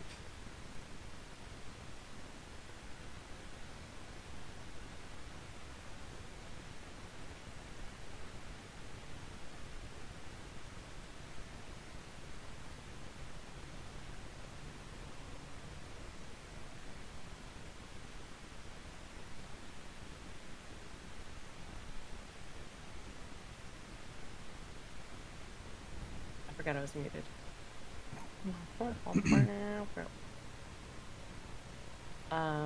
Evan will make her way over to Rhett to see what notes he's talking about. And does he share them? Yeah. Or tell her what they say either way? Yeah, I'll tell you what they say if you don't have confidence in that. I think command language is it, but an hour? Either way, I'm like, I will briefly at least summarize for Silas that the keeper's talking about, the explosion, which would have been the Arcanist, but they're talking about how they built a contraption into some altar chamber around here.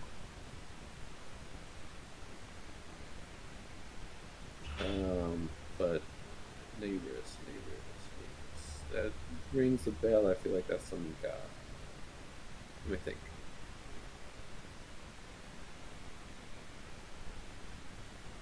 Is that right, Beggar? I feel like I've seen the nearest name just like has some. Go ahead and roll me a religion check. Just like really is.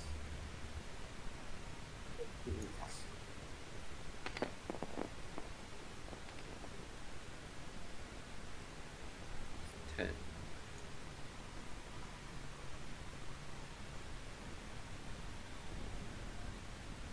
In the context that's used as gods, I'm going to assume God. It does sound familiar to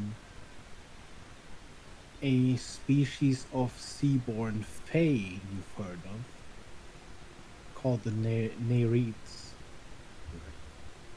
But Nereos specifically does not ring a bell. Maybe it's a fae?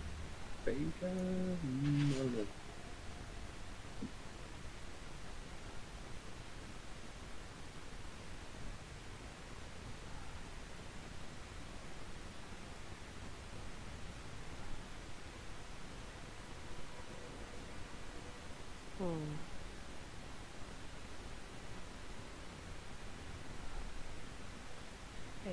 Yes.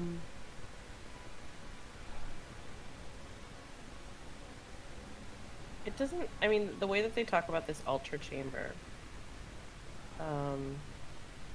it doesn't seem like the altar chamber is here in this building, correct? You wouldn't believe so, at least. There doesn't appear to be a sort of great source of steam anywhere nearby. You'd expect some sort of large apparatus.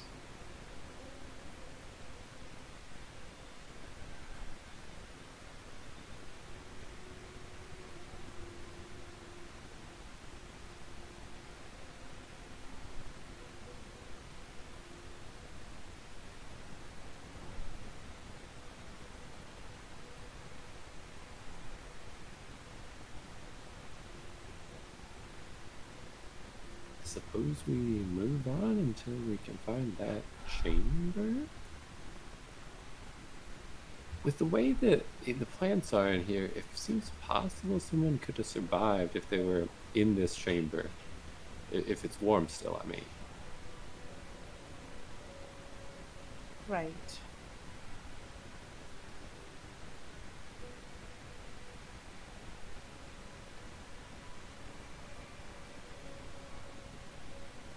Eventually. Although I'm still confused by the creature. Yeah. The hippocampus. Maybe they had it Just kept doesn't- somewhere outside and then it froze and they brought it in to try to warm it up? Or, I don't know. Like, it's possible it was one of their pets or something. Right? Yeah, possible. Weird for it to be over here, though. For sure. Right. I suppose there's not much else we can do here. Yeah. Just press on.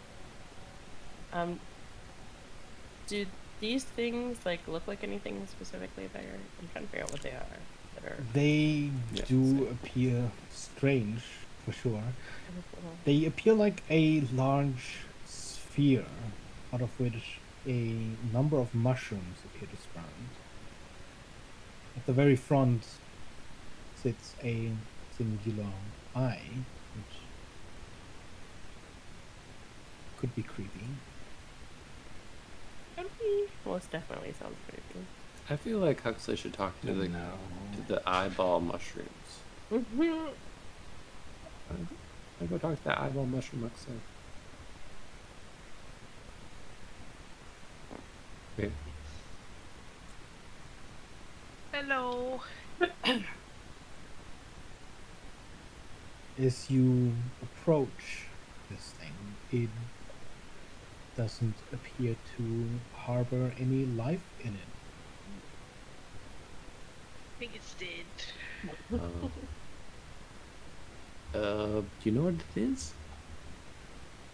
It looks like a eyeball mushroom.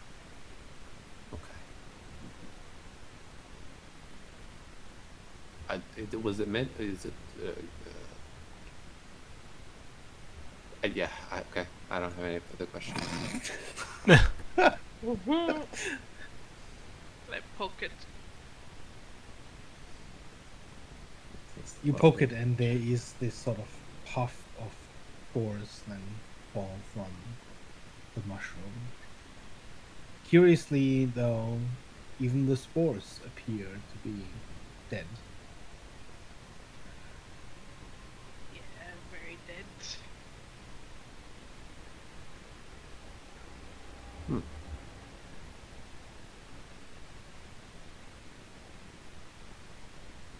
I'm gonna be honest. This place isn't quite as interesting as Ventius was.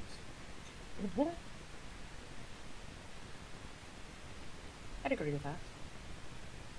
I mean, the crops are good, I guess. There.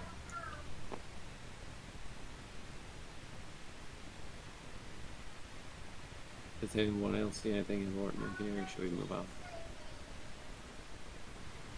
I'm fine with leaving. Move on, I think. Okay. As you leave the greenhouse,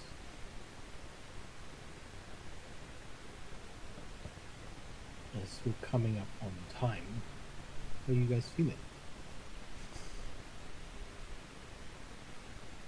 I'm Specifically the Europeans. I'm feeling pretty tired. I was, I was expecting that.